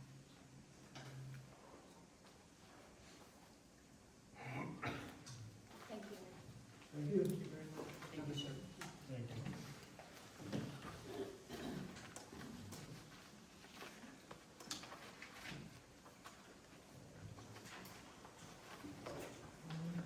Moving on to the next item, motion to award 2024-2025 catch basin cleaning and inspection program contract.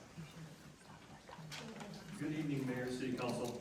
You have before you tonight the motion to award that program.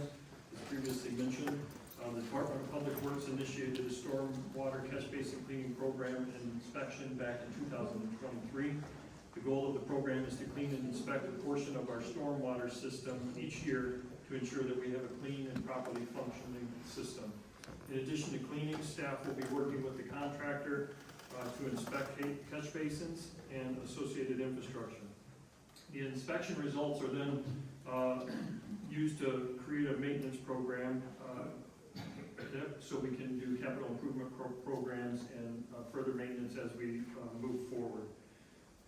At the April 4th, 2025 bid opening, staff received 6 bids for the project, and based on the opening at the time, Waldorf and Sons Incorporated was the low bidder.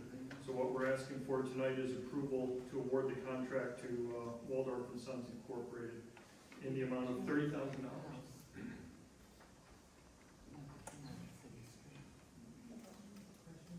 No questions.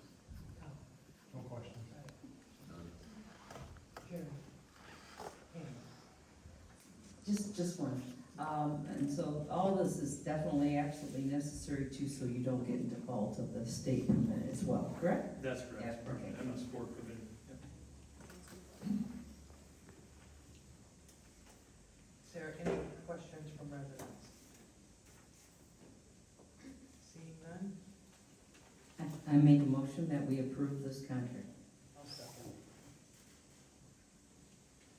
Link, Yes. Hicks, Yes. Armstrong, Yes. Miller, Yes. Howard, Yes. Dick, Yes. Simon. Yes. Okay. The motion to award 2024-2025 sanitary sewer line cleaning and video inspection program contract. Mayor, City Council, this is essentially a mirror image of what you just approved, except for this is on the sanitary sewer side of things. This is honestly long overdue. I had mentioned in some of our previous meetings that we do not have a baseline currently for our existing sanitary sewer system. So this will be the first year that we're starting this program. Again, just like the stormwater program, it's something that we would like to budget and fund each year so that we can take a look at the entire system. What this helps us do, again, is create a CIP program as we move forward. This one in particular, we're focusing on the line along Bridge Street before the proposed reconstruction of Bridge Street later this year. So we're doing this in an attempt to stay ahead in case there are any deficiencies in that system so that we could take the necessary steps to correct those if needed before the road project starts. So again, this was put out on the Mitten site to request bids. And on the April 4th bid opening, we had 4 bids for the project. And again, Waldorf and Sons Incorporated was the low bid at the amount of $54,000. So essentially, we are just asking to award this contract as well to Waldorf and Sons Incorporated and start this program out. Happy to answer any questions you may have. Any questions from the residents? Seeing none? Jerry? Oh, Pam? Nope. Go ahead. None.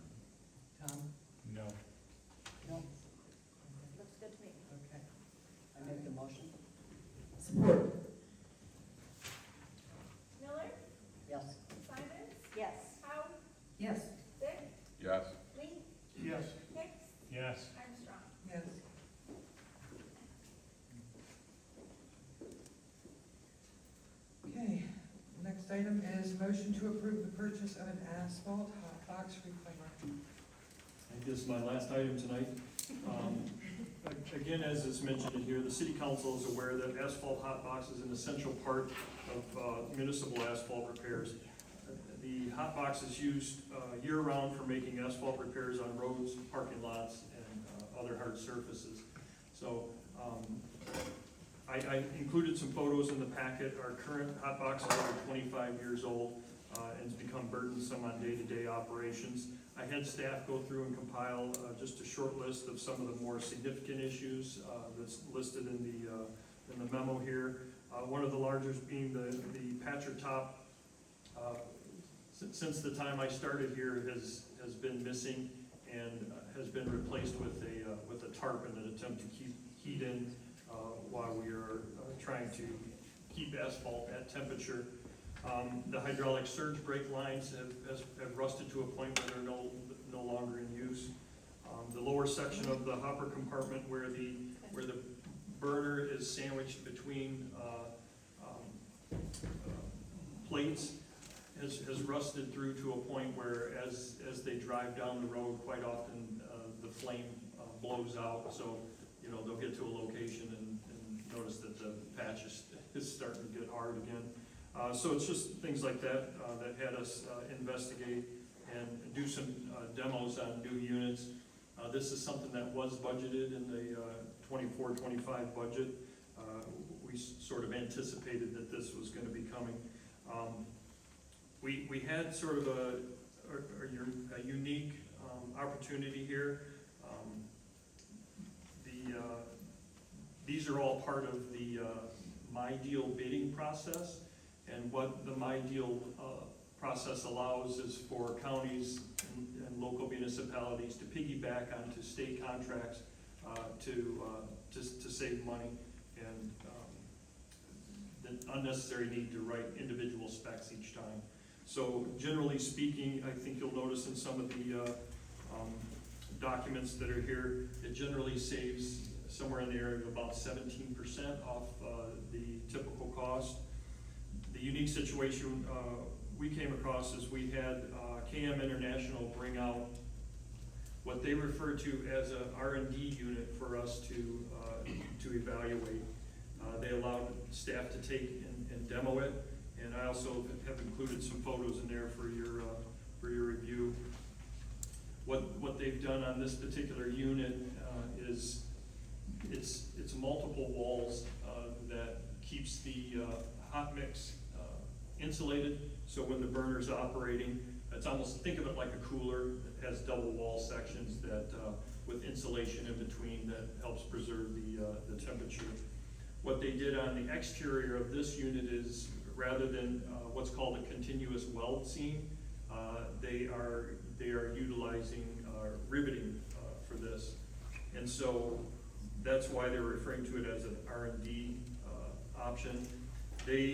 Because they want us to work with them on how the unit performs and how it holds up, they've agreed to, I think it's a 25% reduction in cost, which actually brings this unit down to the lowest bid of the three that we demoed. So essentially we're asking tonight for approval to purchase that KM International unit.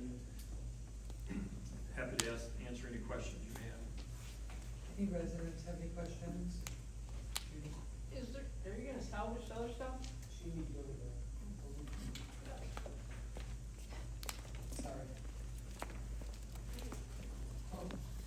And when you're done, Judy, if you could fill out a comment card for Yeah, okay. Kristen, please. Oh, are you gonna salvage the old stuff? The old unit, Yeah.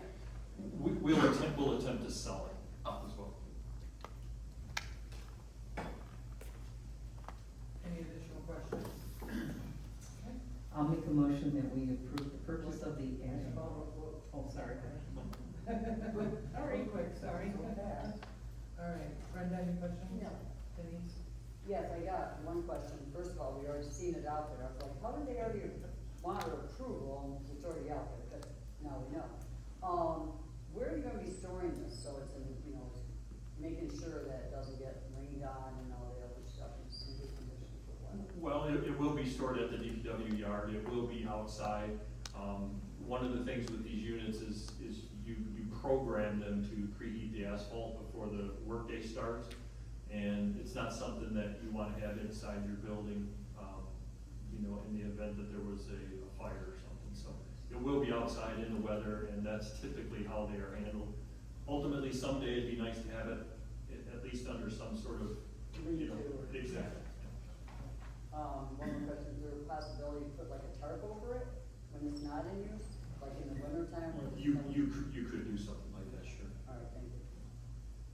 Okay, I have a question for you too, please. If I'm looking at the model number correctly, this is a diesel fuel system? That's correct. The maintenance schedules on the diesel compared to the propane, have you done a cost efficiency of how often that diesel unit has to be cleaned and maintained compared to propane? Yes, so one of the things, there's an eye that they call it, that you have to keep clear and clean, and it does require a little more maintenance than the propane unit, but in the long run, it's cheaper to run, and the propane units themselves, you have to take it out, take the units off, take them down, get them filled, and the diesel just lasts a lot longer, as far as longevity. So we get a full day of training on these units, and those what they consider maintenance issues are one of the things that they train everybody on. And then my next question is on the exterior surface. Is that a paint, is that a powder coat, or is it a top coat? Yeah, I believe it's a powder coat. I'd have to confirm that. Powder coat? I believe so. I'd need to confirm that though. Because I'm just looking at longevity. Steel rust. Sure. And this is an 8-inch square tube, which gets moisture and it'll rust from the inside out. Right. So I was wondering if they were coated inside, powder coated inside, top coat. Yeah. I would have to check. I'm not sure on that. That's not just a question. Yep. Thank you. Brad? No question. Sam? No questions. Jerry? Nope, I'm good. We have a motion? I make a motion that we approve the purchase of the hot coat asphalt. I'll second. Simons? Yes. Dick? Yes. Miller? Yes. Lee? Yes. Armstrong? Yes. Howe? Yes. Yes. Yes. Next up is Genesee County CCIF agreement. Madam Mayor and Council, tonight you guys have in front of you an agreement. As part of the City of Linden's long-term investment into the water system, the city entered into an agreement with Genesee County to connect to the water supply system, southern loop section. That transition, as you all know, replaces our groundwater system with Lake Huron source supply. And tonight, in front of you is a county capital improvement fee agreement. As you all know, we are charged based on the number of meters that we have in the system to connect to the system. That has been a factor that's been involved in all of the financial analysis and things like that. And all of our previous agreements outlined the county's responsibilities for constructing and financing the necessary improvements. The city is responsible for its proportion of those construction costs. Included in the packet is also, and Kristen passed this out, we updated the packet, Exhibit A. It shows the finance portion of phase 2 and phase 3, but it shows just the city's responsibility to those payments. The one thing that is not involved in that is the county connection fee. And again, like I explained, we pay $1,000 per meter to connect to the county. What they're offering is for us to pay that over a 20-year period instead of being billed at once, which again is something that we've anticipated. We knew it's coming, and if you can see an attachment B, it outlines how many of those meter equivalents, the cost overall, and then it shows, also recognizes them taking off the $596,000 for the transfer of the Linden water treatment plant. So tonight we're asking council for approval of that agreement, as well as authorizing the city manager and staff to finalize the transfer of ownership of the plant and adjacent wells, to Genesee Drain Commission office. If this was not approved, then what would happen is they would take, and bill us upfront for, 100% of those costs, and so, just, Thank you. Yes. Any resident questions? Yeah. You got it right. Okay. Seeing none? Tom, I'm gonna start with you. Any questions? They're actually, Really, I mean, it's- selling the it seems well pretty well in the straightforward. treatment plant. Where in the charter it says we have to vote, because they're doing an easement, which is our No land. questions, I think that, you know, if we had to be I don't believe it should be proactive rather than approved. have a bill come to us, so, so I guess that would be it. Any, no question? I'm good. Okay. Do we have a question? I'm good. Just a comment that I think it's a much better deal for us to be able to make equal payments over a 20-year period than they have to look it all over all at once. Madam Mayor, I think Judy, did you put your hand up? Yeah. I think, did you ask for residence? I had, Okay. yeah. I didn't see her, I'm sorry.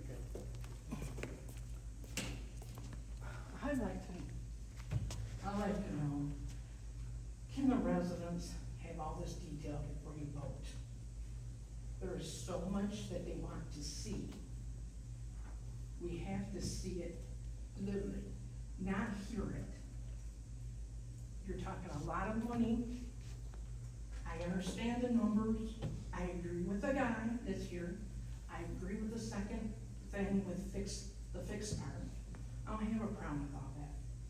But I wanna lay out, just like, I believe it's, that you just shown, every detail of where you spend money, what grants are covered, what you're selling, what's going towards the budget, the whole caboodle.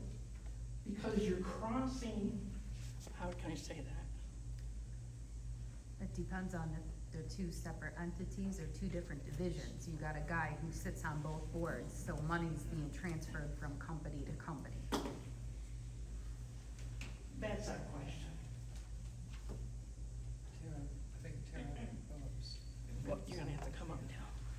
So if you go to that last screen, and again, you might need to fact check me, but I think, I'm sorry. Nope, that one right there. I think that's the second entity that I'm talking about. Their websites are a little different, and I could be wrong. Again, we got Jeff Wright sitting on one board, we got him sitting on another board, okay? Again, our funding, $29 million, went to this one company. He's our elected Drain County Commissioner, and he runs these companies that he sits on the board to. Are you guys following me here? We need this money audited and tracked before these votes are made. Again, the guy made a great presentation. I'm not saying, like, maybe everything's right, okay? Maybe there is. I don't sit and read all the stuff that you guys do, but I do educate myself on the back end, okay?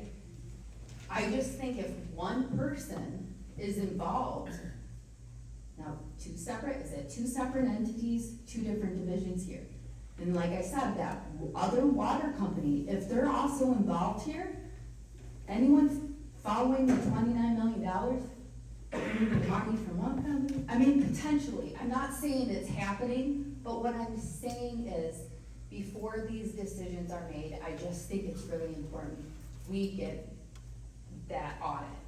I think our city needs to ask for an audit of those ARPA funds. I don't think there's anything wrong with it. Those are our taxpayer dollars here.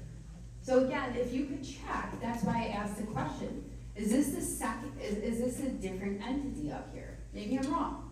Please prove me wrong. I wanna know, I'm trying to educate myself. So the agreement that's in front of the council to vote on tonight has nothing to do with ARPA funds, it has everything to do with just the county connection. Right. And recognizing the revenue that they would be paying us for taking ownership of our treatment plant.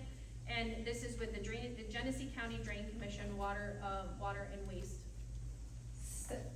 Is it a second entity than the drain commissioner company? Is it, or are they the same? Madam Mayor, if I could, we heard about this at your work session a little bit. I'm not entirely sure what the audit is, that is being requested. You, as the city, have already had an audit, right? The county and any of its subsidiaries would also have had an audit done. We cannot audit their books. You need to ask for an audit. Their audit, like ours, would be a matter of public record. Anybody can get that. They audit, they said last week they audit themselves. There's a problem. Excuse me, ma'am, I'm just trying to explain the process as I understand it. If you are talking about a forensic audit, something beyond the regular annual audit that every governmental body has to have, there are two things with that, three things with that. One, you have to have a particularized suspicion of wrongdoing in order to get anybody to do a forensic audit. You just can't say, we want a forensic audit. Two, on average, for a community like the city of Linden, I'm not talking about Genesee County, average price of a forensic audit is $50,000. If we're going to be asking for a forensic audit of two different governmental county bodies, you can imagine that's going to be pricey. Three, how do we spend our money? How do you justify spending our money to have an audit done of another municipal body's audit or their financial structure? To me, that's problematic. So I don't know what sort of audit can be done. You can ask for what has already been done, and the county will give it to you, and I suppose judge for yourself whatever it says. In addition to that, Tara, you're referencing the county ARPA dollars, and any entity that received any of the ARPA funding is responsible for providing reporting on a quarterly basis. So those reports are also public record and would be found under the respective entity that requires those. We received $490-some thousand just alone directly from the government, and we still have to file reports associated with that. They were also, during our audit of that respective year, the ARPA funds were also audited along with the cities, so I would imagine that Plant Moran, who's done the county audits, has done similar, and the agencies that are responsible for those ARPA dollars have had to fill out those respective reports too. So other than that, I can't speak to that. What's in front of City Council is very different tonight, so I appreciate the comments. I will definitely do more research and do more digging, and because I mean, again, I'm not accusing anybody. I'm questioning. I'm allowed to question because it's my dollars. So I just apologize, but I do, like I said, I'm trying to educate myself here, so I appreciate it. I will look into that. All right, thank you. Yeah, we're just trying to look out for the taxpayers down. We all are. That's the one. We just want to make sure that we're actually getting our taxpayers to help us.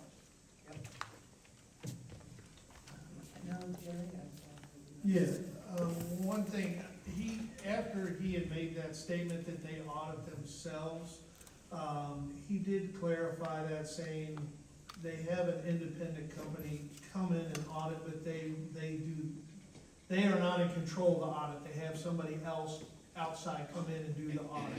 So he said, I misspoke when I said we audit ourselves. We do not, but we do have audits on our system. So. Am I allowed to And respond? that's what I heard as well.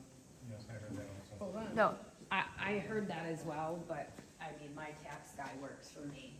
I'll just say that, like, you know what I mean? We all hire companies who help us work for us, so that's why that was my point. I did hear him too. I just think it's important that we get an outside entity, like that attorney, he represents the buyer, right? Don't you think somebody who does the audit is probably represent them? My 2 cents, so. As we can A governmental audit has to be filed with the state of Michigan, Department of Treasury, and it's reviewed independently by them. just like, you know, the city has its own audit, I don't think anyone on this dais, I've never heard anyone in the audience accuse the auditor of cooking the books because they work for the city. They have certain standards that they have to do their audit by. The same goes for every governmental body across the state.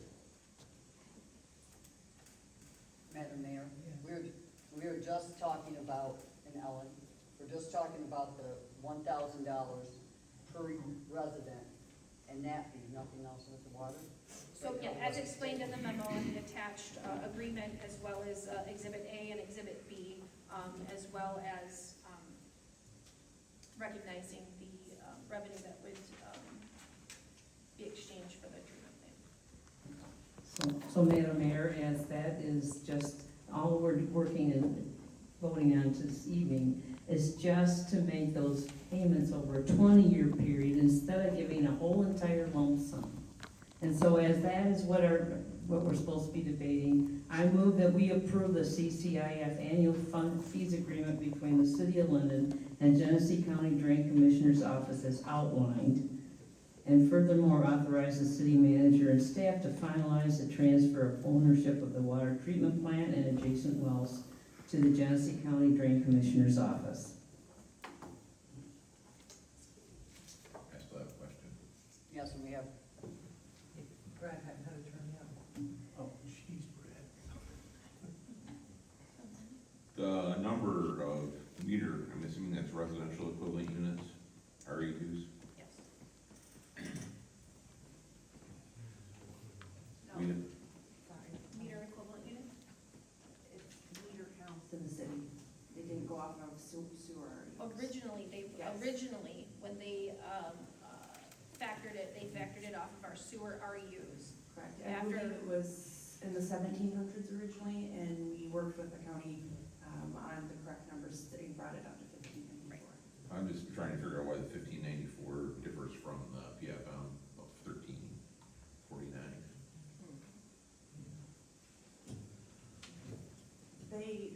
They used MEUs in the PFM. So meter equivalents when they came to the numbers.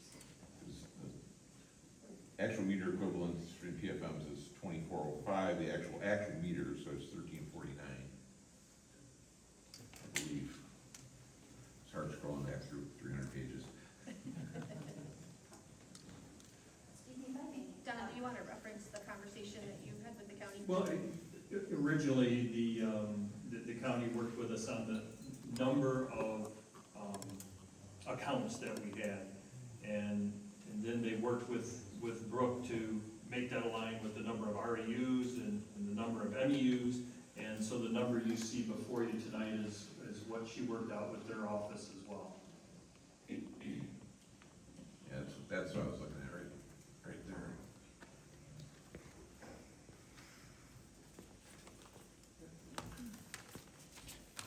13.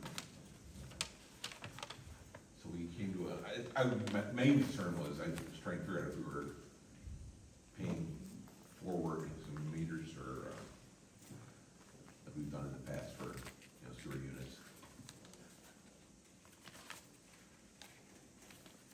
By that number, we got 1,300 or 1,349 meters.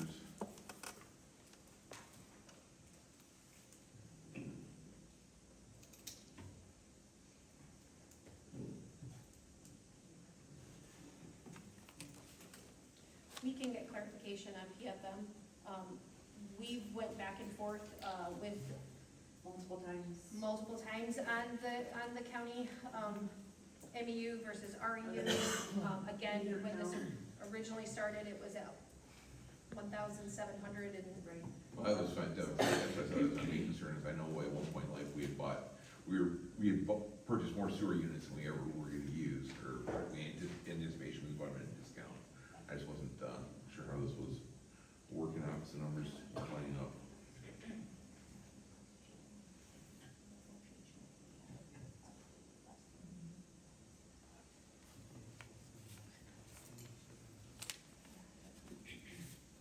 Okay, and there was one more, and this will be the last resident on this subject tonight.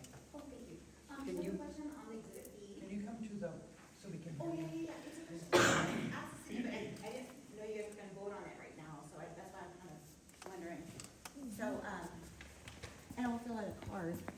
So just, I guess, just sitting in here, I'm like, well, I didn't realize we were making this decision. So as far as Exhibit B, the $1,000 is like, basically kind of like a debt per home, right? Per meter. That's being kind of assessed, but not really assessed, kind of in your bulk purchase from this division, right? It's a county capital improvement fee. Okay. So it isn't a debt per home. It's, each home or meter user, that they're paying in to connect to the county. Right, right. So I have like a debt reduction question. So what if as residents, we opt to pay that in advance? Like pay that $1,000 in advance and it doesn't go to a 20-year bulk amount of money that has to be paid back over 20 years. I want to pay $1,000 for my meter. So there's no interest on this, not on this, that's being proposed. Okay. And if the question that you're asking I'd have to follow up with you on if you wanted to pay off a lump sum on the debt charge, we'd have to follow up with you on that specifically. But this specific item that is on the agenda tonight is no interest. Okay. This is completely separate from the other financed portions of the project. Okay, okay, perfect, great. Just, I'm like, if I can reduce, debt for the whole 20 years. So Yeah, me too. Okay, thank you. Was that the last one, or? Yeah. That was the last one. Ellen, is that the 1.5 I discussed with you? Judy, I'm not sure. You discussed the last time we talked to you, discussed the 1.5. Each house for each meter, 1.5 million. Yes, that, if you look at it, it's 1,594 meters at $1,000 and I it's thought 1,500,000. you were getting that reduced to 9 something. Correct. If you look at, pull up Exhibit B, it's reduced to 998,000. Madam Mayor, did we close? Yes, we did. We closed, Judy, we closed the. Okay. Is it okay to make a motion then? You did. Oh, I did, okay, sorry. I'll second numbers, I'm just saying. Okay, thank you. Yes. Lee? Yes. Simons? Yes. Armstrong? No. Hicks? Yes. Miller? No. Dick? Yes. Motion carries.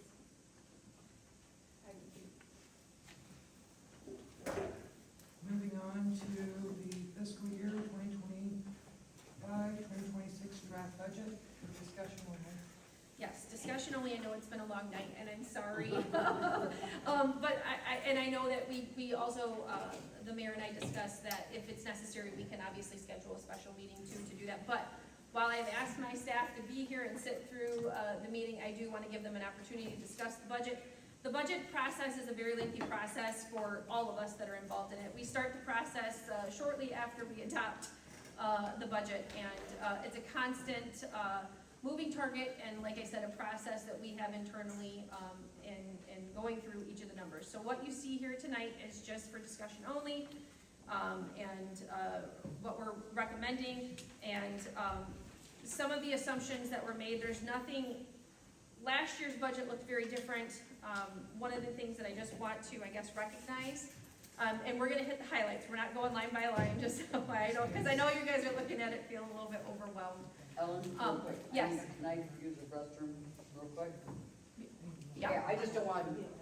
Okay.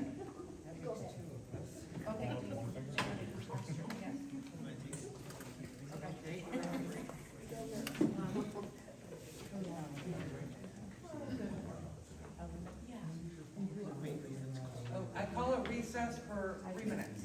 Okay, beautiful, thanks.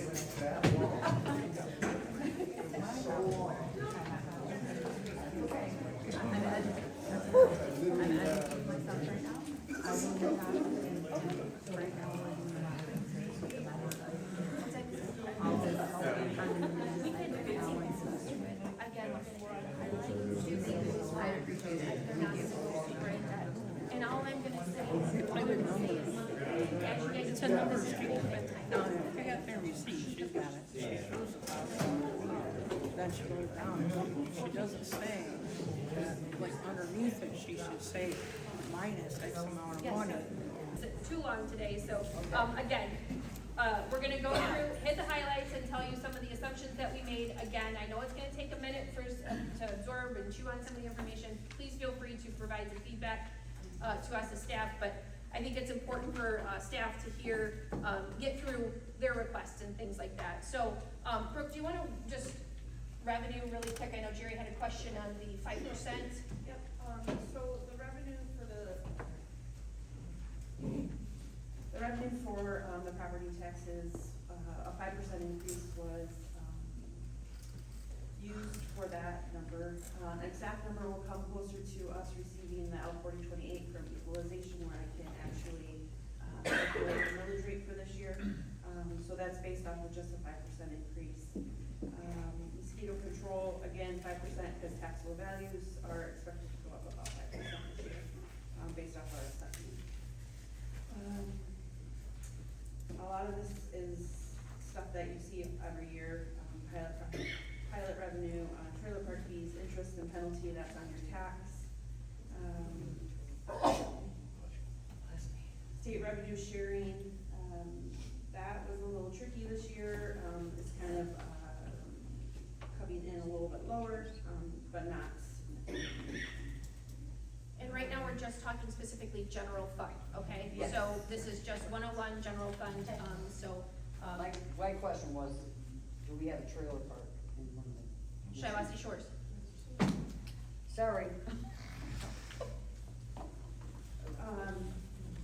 If there's any questions on the revenues, I'm here for questions, but they're pretty conservative this year. We have no bond proceeds because there's no, potential bonds being taken up next year. But your revenues mostly come from your taxes.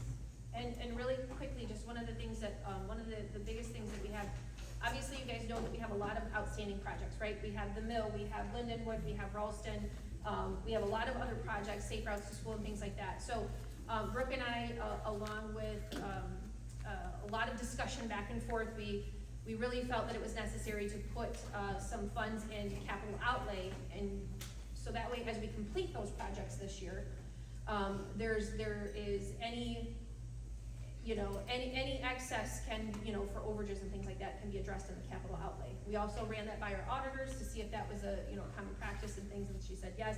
She actually feels that that's probably the more responsible way, because again, we still have a lot of projects to complete within this budget year, so just wanted to recognize that. So as you move on to the next page, is where we start to get into the expenditures. One of the biggest things that we did here is training and then legal fees. In the past, historically, we've never had a line item for legal fees for council, but over the past year to 2 years, we've had the need for that. So you'll see that we've added a line item in there for legal fees. City managers, again, the assumptions and things like that, as I looked at the wages and stuff like that, over the past couple of years, we've done a lot of different industry adjustments for some of our positions within the city. And so we needed to bring those up more than what the cost of living increases would adjust for. But in this budget right now, it's a 3%, and then the police is all dictated by their collective bargaining agreement. But overall, it's 3% that's proposed for staff. And then the fire is also looking at doing something different for their paid on-call. But we'll get there. So really nothing major different. In my budget, the biggest thing is moving out that community coordinator and human resources, which is Tessa's position. It's moving it out and putting it under the respective department. Last year, we weren't sure as we were taking on LOSI. We just needed to have a placeholder to be able to accommodate for those expenses, but that would be moving out of the city managers and going into the respective departments. And then we'll move on to the city clerk, and I know, Kristen, you have a couple of items to just really kind of hit the highlights with. Yes, so most of the clerk's department requests this year pertains to necessary adjustments to meet ongoing operational needs and updated laws, technology advancements, and additional costs pertaining to staffing, as well as professional development and training. So Ellen hit on the modest 3% increase for the cost of living. Also reflected in with the clerk's department budget is our fringe benefits, and these are so the taxes and the expenses for retirement, for myself and my deputy clerk, Nicole. Mileage, this is for utilization of our personal vehicles, for travel reimbursement, trips, trainings, conferences, meetings, and events, for also election-related matters. We have memberships, which are very important to us because not only do they help us in our profession and networking, we also receive discounted rates for our trainings and conferences. So we have memberships with the county association, our state, even the International Association of Municipal Clerks and Michigan Cemetery Association. And then the training line, obviously we're a newer clerk department. So Nicole and I are going through additional trainings. I'm going through continuing education and hope to have a second certification before this year's ends. And do you want me to hit on elections right now? Or okay. I'll be back. So moving down from the clerk's budget, we have the community coordinator of human resources. This is where I said that it was moving out of the city managers and going under its own umbrella. The thing to remember with this position is this is a shared position. So this is the general funds portion of this department, which is Tessa, and she can speak to that specifically. And then this is a shared position with OC and with the CPA. So, Tessa, do you have anything that you want to address in this one specifically? Okay. So keep moving. Obviously, we have board of review.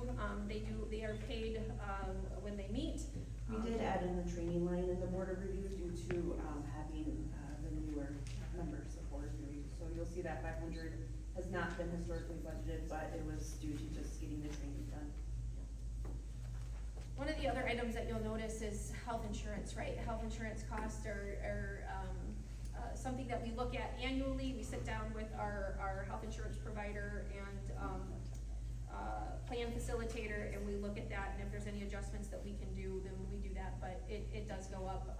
I think last year it was to the tune of 13% potentially, and this year we're planning between an 8 and a 13% increase as well. So that's something to just keep in mind. And then, so moving on to the treasurer. Brooke, is there anything you want to highlight there? It kind of reiterates with Kristen as well. Our fringe benefits are wages and salaries for myself and my deputy. Professional development, memberships for MMTA, MGFOA, MANC. I'm continuing on with my accreditation for my NICT. So I'm just doing continuing professional education yearly, and my deputy has started her first year with the MMTA Basic Institute, and she will be on her second year next budget. So pretty easy and simple. Mileage is for the use of our personal cars, for traveling to the county for meetings, as well as to traveling to trainings. And that's based off of the IRS's recommendation. Yeah. Can we ask a question at the end? No, what do you Okay. I'm looking at the treasurer. I love the treasurer. So I'm just, my question is 2025, so it's going to be 55,000. The next, and then it went to 65,000, and then it's going up to 66. Where's the $10,000? Well, you gotta look at, you're looking at, the first column is 2024, 2025 activity. We still have a couple of months left to go. So Okay. that's the actual activity. And then the next column is actually what's budgeted, which is 65,000. So the first column is what's been spent to date. Okay. Okay? We The still next have column, technically May and June to go. right. So the next two columns So are, you made $65,000. Correct. Okay. But to date, on our fiscal year of July 1, I've only made 55. Okay, I'm good, yeah, I'm not seeing this 55 to 65. Okay. Yep. Thank you. So assessing, we contract obviously with the city of Fenton. As you guys seen, we had just, I think we just renewed that past year.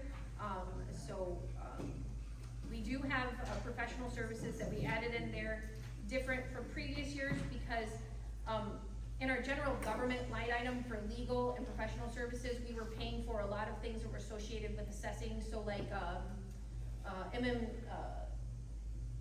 tax tribunal, if we had to do any appraisals, for instance, or if there was any legal fees associated with it. So we added that line item to accommodate for those services that are necessary. Moving moving down to elections, Kristen? So election wages, that encompasses my, our part-time election specialist who helps out during election time only. Our election workers for the 9 days of early voting for each election, as well as for election day. And this also encompasses support from staff at City Hall for election day hour requirements to make sure that we have proper coverage and that we're open when we're supposed to be, which we are. For the election expenses line, we are anticipating needing some updated equipment to meet state standards and software requirements, and county programming fees, supplies, envelopes. Postage is higher. We have some requirements from the state that we're needing to mail out to each and every voter, so that will be coming later. Really, that's. 9 days early voting. What do you spend $10,000? Any questions, feel free. Moving on to buildings and grounds, Don, do you want to highlight anything here? Obviously, you can see this is where the community center, the mill building expense, and the mill building expense is for more of the day-to-day operational. Obviously, this year, we're not sure what that's gonna look like necessarily because it's gonna be under construction, and obviously the tenants are out of there, so it will look a little different. This is the line, or this is the budget that is the telephone, the internet service, electricity and heat, our water and sewer, and then in the repairs and maintenance, and Don, correct me if I'm wrong, this is where we've included some necessary repairs because of structural at City Hall?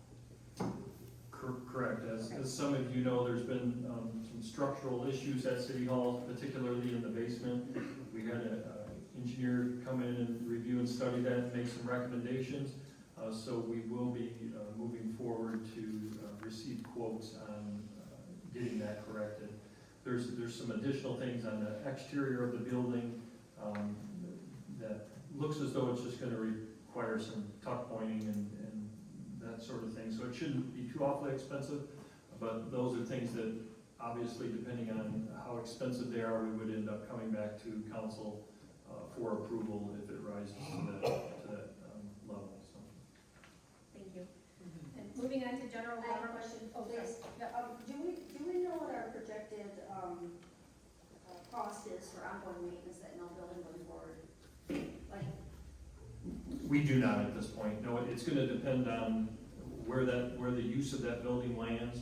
What I think we can expect is that there's probably going to be some savings associated with heating, but there's going to be more expense associated with multiple levels of bathrooms and I'm assuming public use bathrooms. so we'll know more. Yes, we'll know more as we decide the use. Okay. Thank you. Under general government, this is just, as you can see here, this is office supplies, postage, insurances, memberships, auditing fees, consultant fees, legal fees, and things of that nature. Community promotions.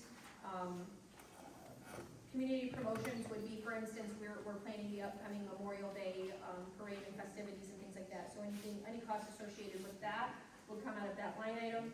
Our beautification line item, appreciate those volunteers that do that. And yep, sorry. I just wanted to throw in if I can.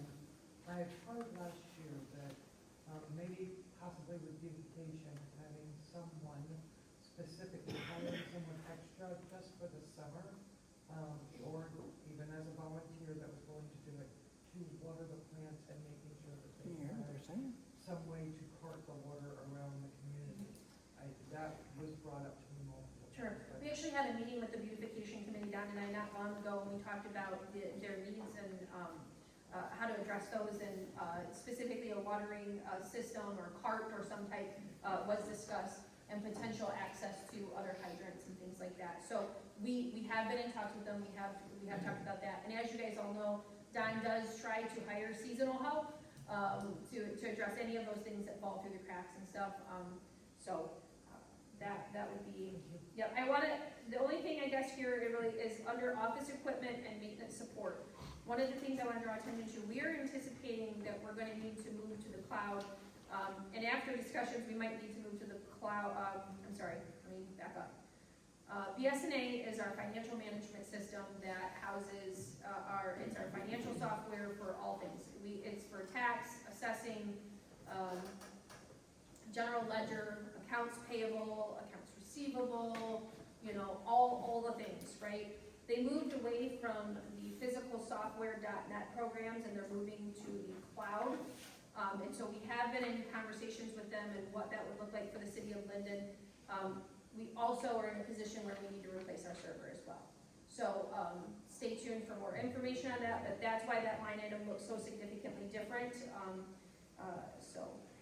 And I could have one more question. So we go to the cable franchise fees, it was,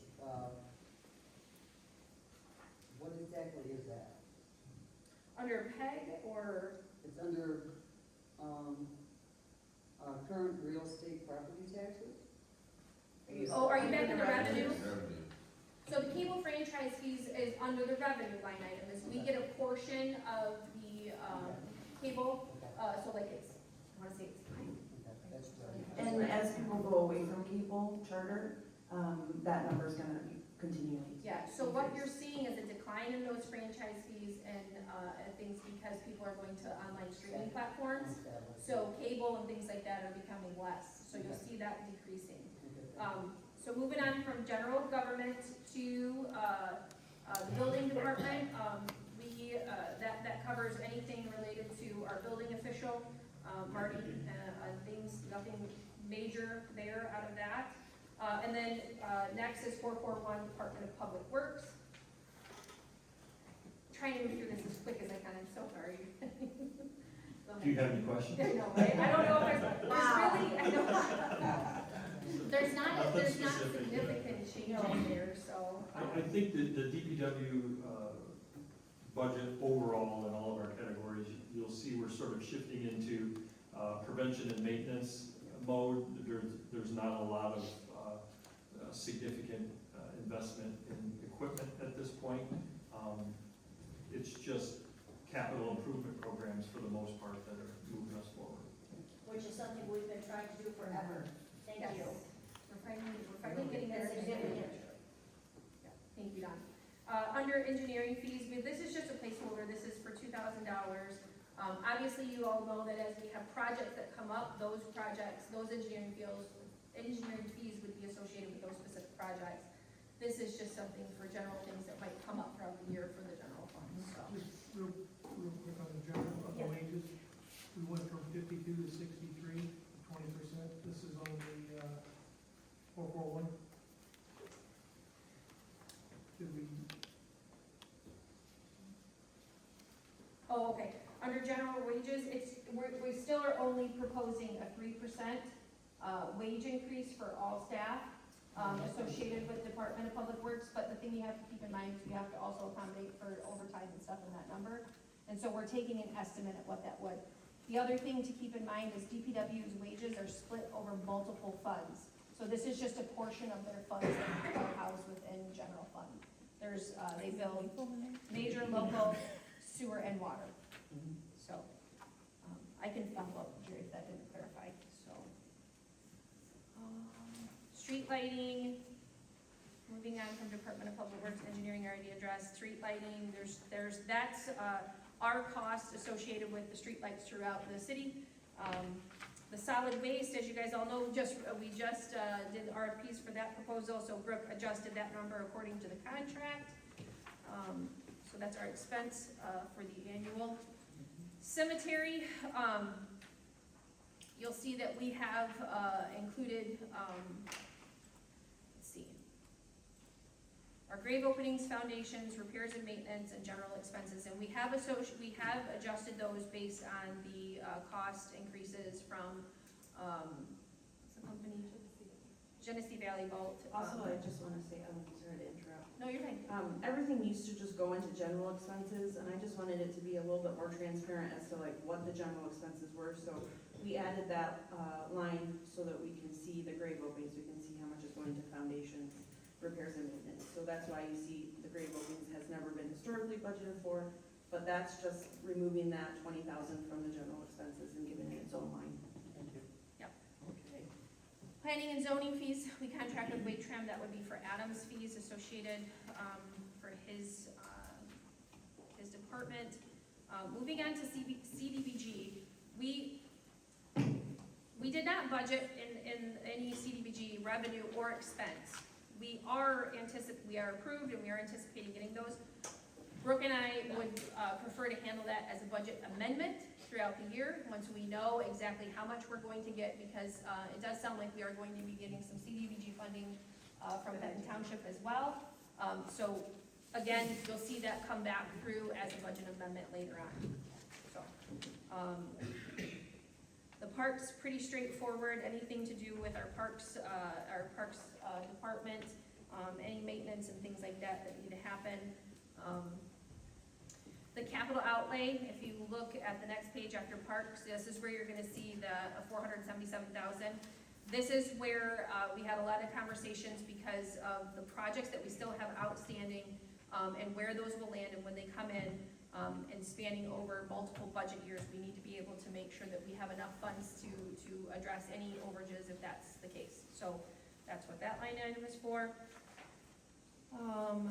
Under debt service payments, Brooke, yep. The lighting loan and then the 39, general obligation loan that we just took out, that's a portion of the parking lot that the city took out. Okay, so a portion of the city parking lot that is being paved as we speak, or it's actually done, I think, today. It just needs striping and all of that kind of stuff. And then the lighting loan, several years ago, I think 2015 or 2017, the city financed downtown street lighting.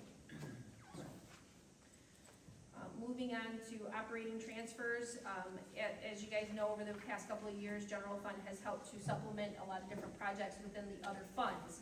So we have a contribution to major and local streets proposed of $100,000, and as you guys know, we make a contribution to make the public safety fund whole as well. Moving on to 202, major street funds. Major street funds,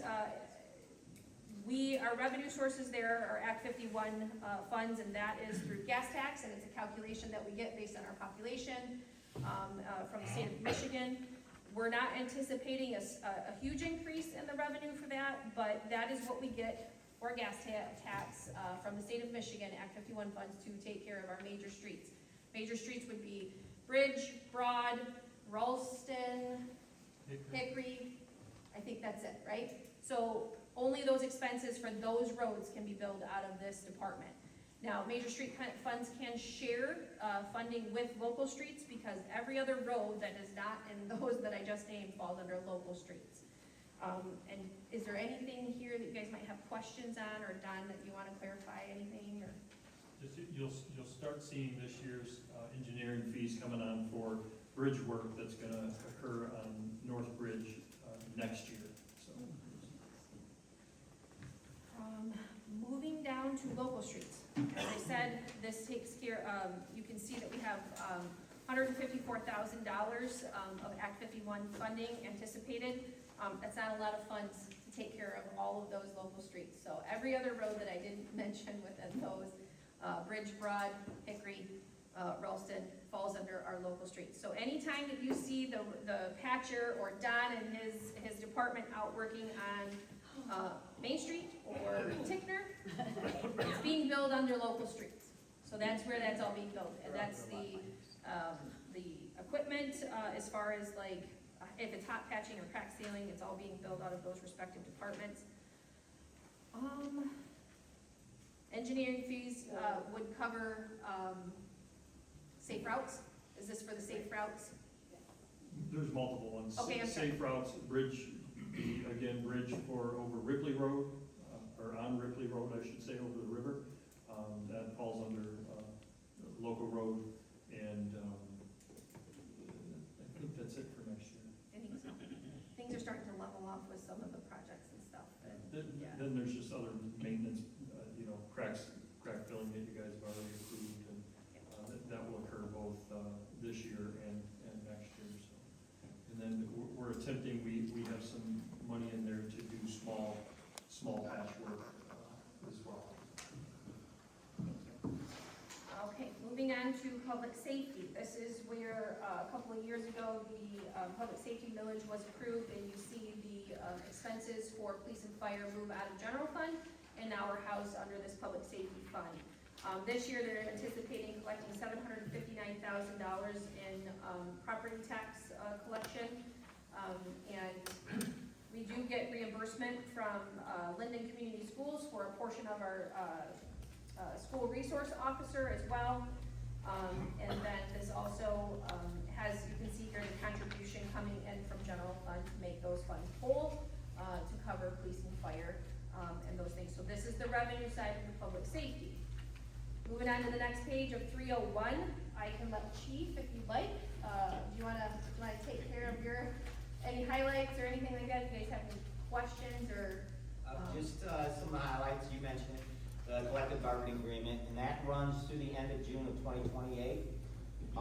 As well as you mentioned the SRO, the reimbursement for that, we worked with the schools to mirror that, our collective bargaining agreement with their patrol officers and our union. So that would run out at the end of June of 2028 as well. So additionally, some on the revenue side, 54300, we are mandated by the state of Michigan now to do continuing professional education beyond our firearms training, and they're giving $1,000 per FTE. The state wanted to dictate how we train, but MCOs and us chiefs stepped in and were able to convince them that, let MCOs, the actual experts, dictate what we're doing. So we appreciate that. Also, under equipment, on the expenditure side, we're looking at purchasing rifles. Our rifles are completely shot. They're hand-me-downs from, I don't know when, maybe World War II. And they don't have optics, and so we'd like to purchase new rifles with optics so that we can protect and serve our community.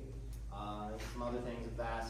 The other thing is, like to purchase equipment for an interview room. We'll find a spot for that eventually, as we need to.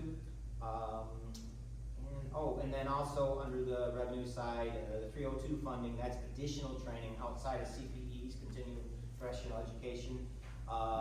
They have upped that to some degree, so got a little more money to train.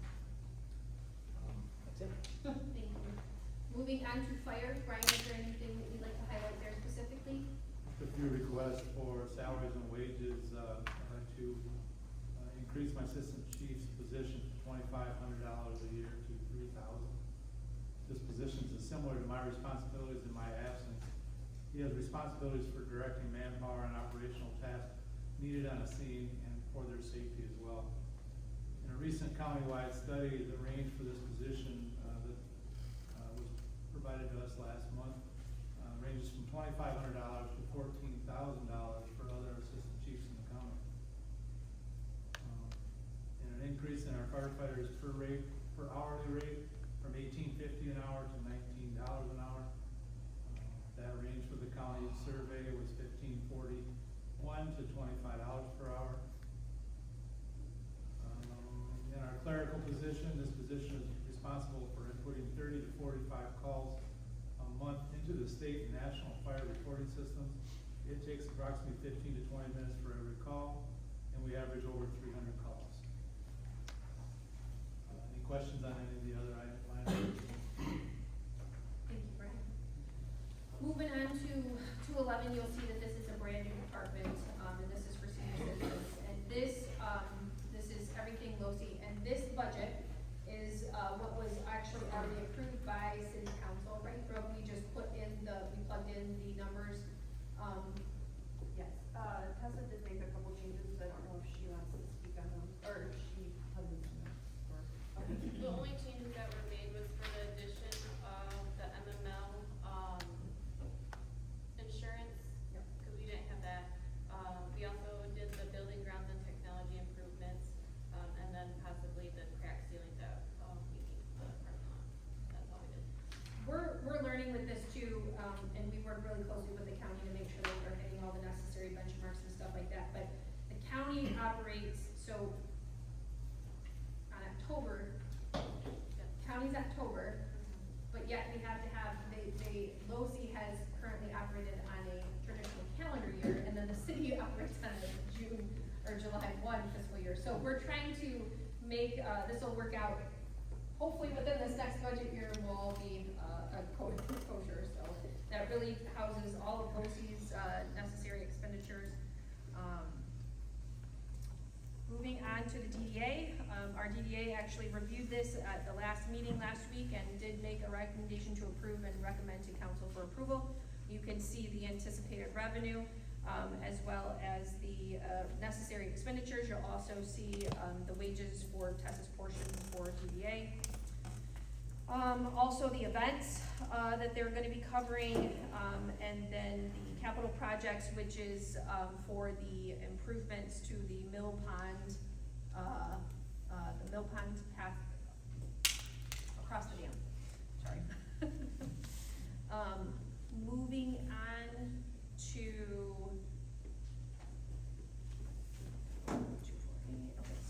Police Equipment Fund. This you can see if you go back to Chief Sutter's expense line items, you'll see an expense for $15,000, and this is the revenue where that money would be transferred to start building up equipment fund to take care of any obviously equipment purchases, but more so vehicles, things of that nature. So same thing with the fire as well. You'll see that line item, and there'll be an expense line item out of Chief Will's expenses for that. You'll see this coming into this budget as revenue. Moving on to the sewer fund, anything really there, Brooke? They're not anticipating rate increases this upcoming year. I know this addresses some of the stuff that, Don, you have projects for as well. Yeah. The one thing I would just say stay tuned on is, as I mentioned earlier, as we start this cleaning and televising program, there's a good chance we may start finding those deficiencies out there that we're unaware of. So if those kinds of things occur, we'll have to come back to you for an amendment, and then we'll take all the necessary steps to make those corrections. You'll also see hopefully the generators, right? That's, we've accommodated for the generators for the sewer lift stations in this upcoming, right? And the recommended, I think it's 205,000. Is that right? That's correct. This has been a long ongoing project. The work has actually started, and the pads are in place, and they're making arrangements to work with us on doing the tie-ins for those. So we will have those at the first two stations, and then we'll move forward on getting them installed at the second two stations. And then moving on to water. Again, a lot of moving parts to this, and as Brodie mentioned, I think just very briefly in his presentation, like, you know, we're gonna closely monitor as we move into this transition with the county water connection and things like that. You know, and if there's adjustments that need to be made throughout the year, we'll do that. Traditionally, before we move to the incremental rate increases, the council reviewed those rates on a yearly basis. Obviously, as you've heard in the past, those rates were froze for many years. They started to doing incremental increases to take care of things that had come up. Everything that we've discussed as far as, you know, we're not sure where we're gonna land once we start connecting, or once we connect with the pressures, right? So we wanna make sure that we, if we do have that, we have that accounted for in the budget. You'll see anything here that we wanna talk about specific to capital improvements or anything like that, Don? Not particularly.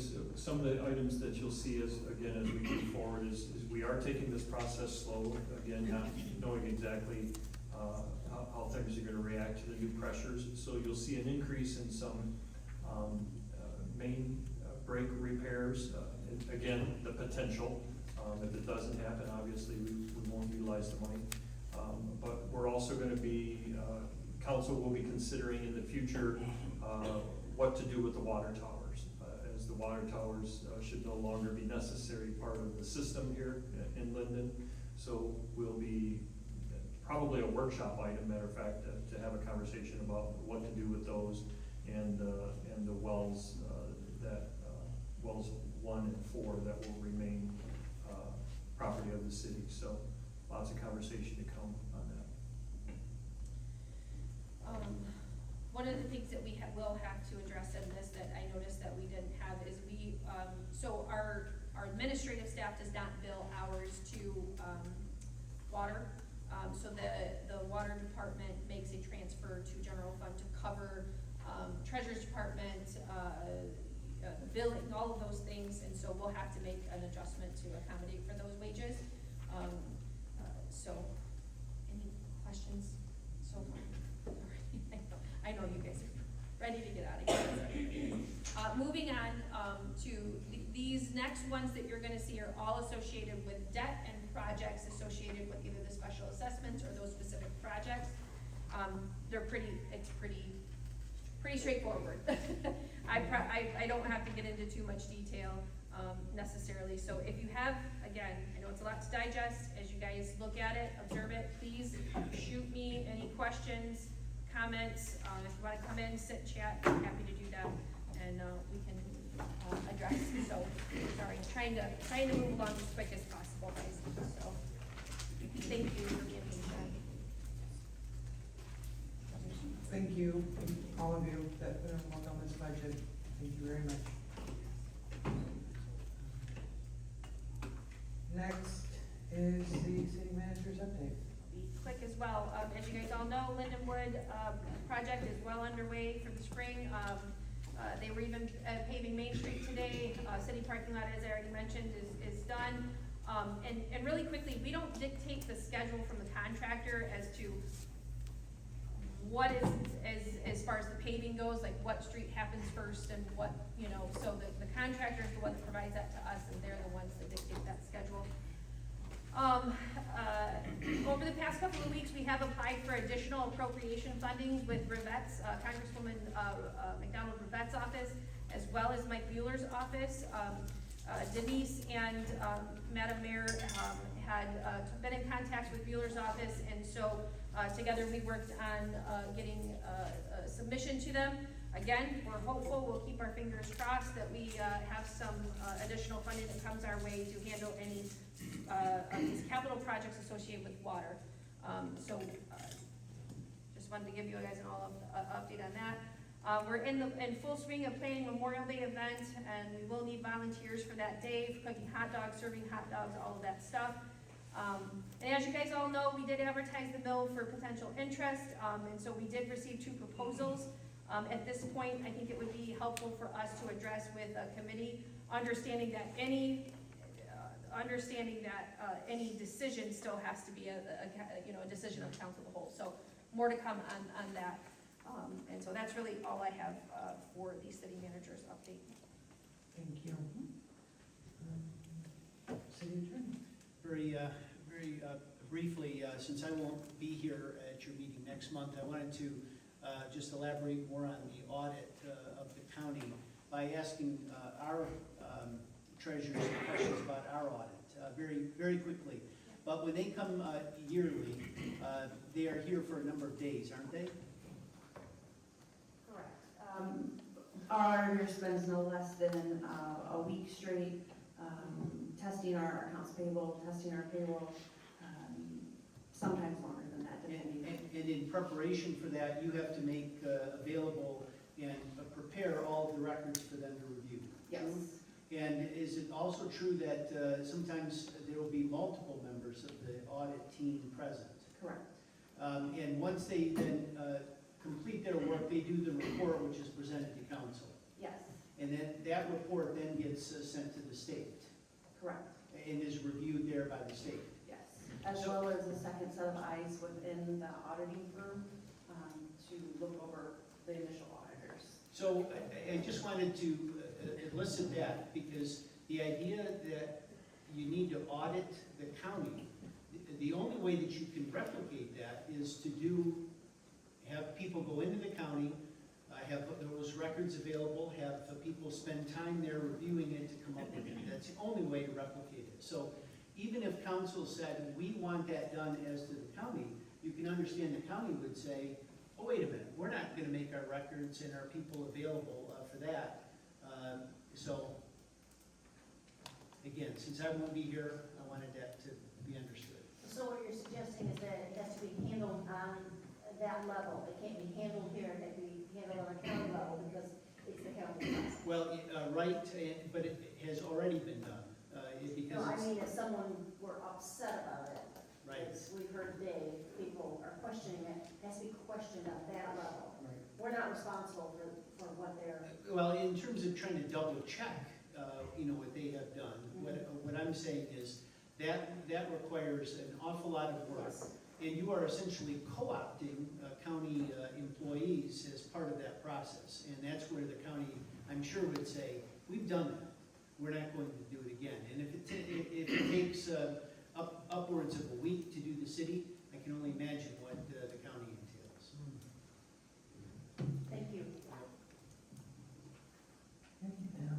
And I've received all the department reports. Does anyone have anything that they'd like to add to those? Thank you very much. Okay. Oh, I have something, I saw something really great the other day. I'm coming up Broad Street, and people were moving too fast in front of me. They were probably doing about 40. And one of the officers just turned his lights on, and everybody went, whoa. So they slowed down, but it was a courtesy, and it was very, very nice. Thank you. That's all. Okay, we're gonna do council comments, so we'll start with you, Brenda. Okay, so, a couple of things I heard tonight, were a little bit disturbing to me. I think it might be that just, our processes aren't fully understood. So, the one comment that was made was about, the city manager over talking the mayor. The relationship between the city manager and the mayor is, reciprocal. They work on things together, but I think the one thing that is fair to note here that Linden is a city manager-led city. So that means it's a form of local government where city council hires a professional, non-elected city manager to oversee the daily operations of the city. The city manager is essentially the city's CEO, responsible for implementing policies, managing departments, managing the city's finances. The city council, on the other hand, is responsible for making policy decisions, setting the budget, and overseeing the city manager's performance. Now, the mayor and council members are the city council. Our city manager is Ellen, and her job is to be the CEO, to take care of everything during the day, day-to-day work. We don't have to be in there taking care of it because we've hired someone to do that. So I just kind of want to make that clear. I don't think everybody knows, I don't think it's widely known, so it could be misinterpreted. Okay, and the second thing that I wanted to address too is devices. The one thing people might not know is that when you become a city councilor, mayor, city manager, you're given a stipend to buy a device.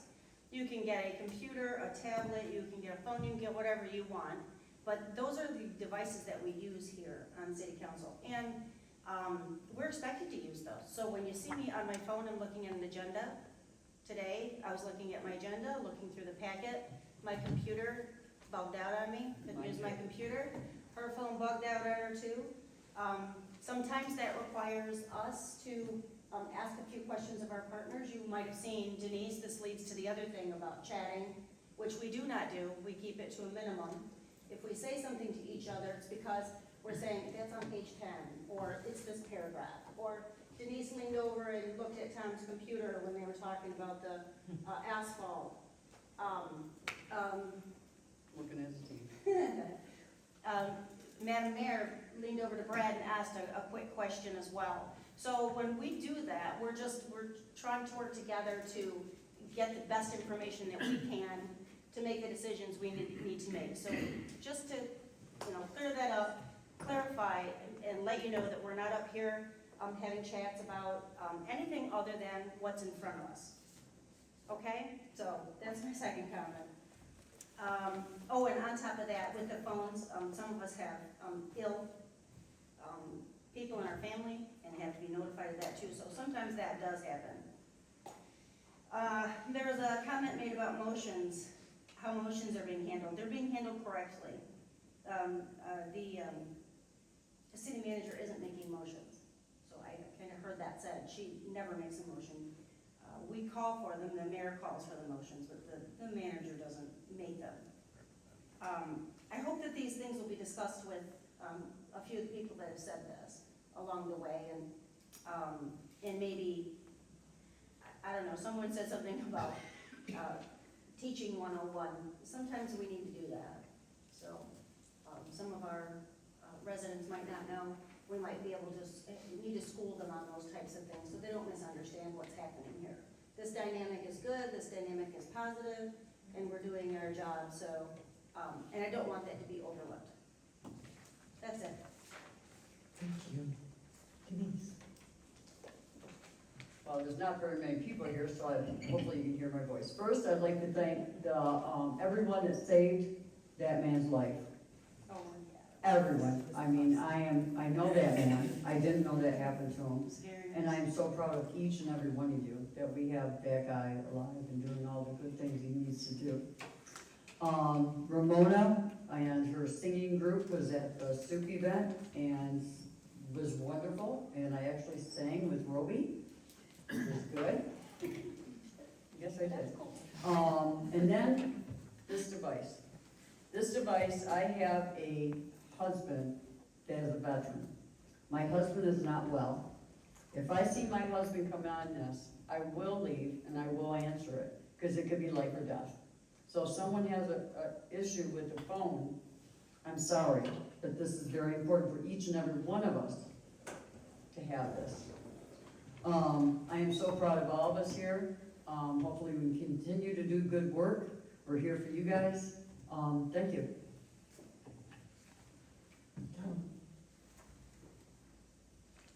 I don't have much to say tonight. I'm been on the road all day. I came back from Kentucky just to make it back to the meeting, and I do appreciate everybody coming in. We covered a lot of information tonight. Hands off to the police department. When I was gone, I asked them to keep an eye on my house.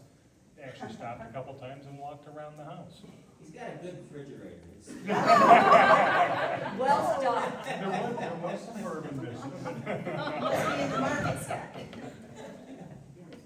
But thank you for holding in there with us tonight. It's been a long night, and I think we got a lot done. Jerry? I'm good, thank you. I'm ready to go home. Yeah, you're ready to go home. I just have a few comments, that, I don't know, just think, is it okay if I just talk? I'm sorry, but I'm pushing the button, it's not working. So I just wanted to mention too, that sometimes when people have questions on financials, like, for instance, Ellen had a reimbursement for road work or she drives a lot. She's going to have a bigger bill for her on the road expenses, and the same occurs, because you have your training, Kristen, and you have your training, and so everybody is going to have different rates. So no one's going to ever be the same. But other than that, I just thank all of you for staying so long, and it just shows your spirit, your citizenship. Thank you very, very much, and that's all I have to say. Thank you.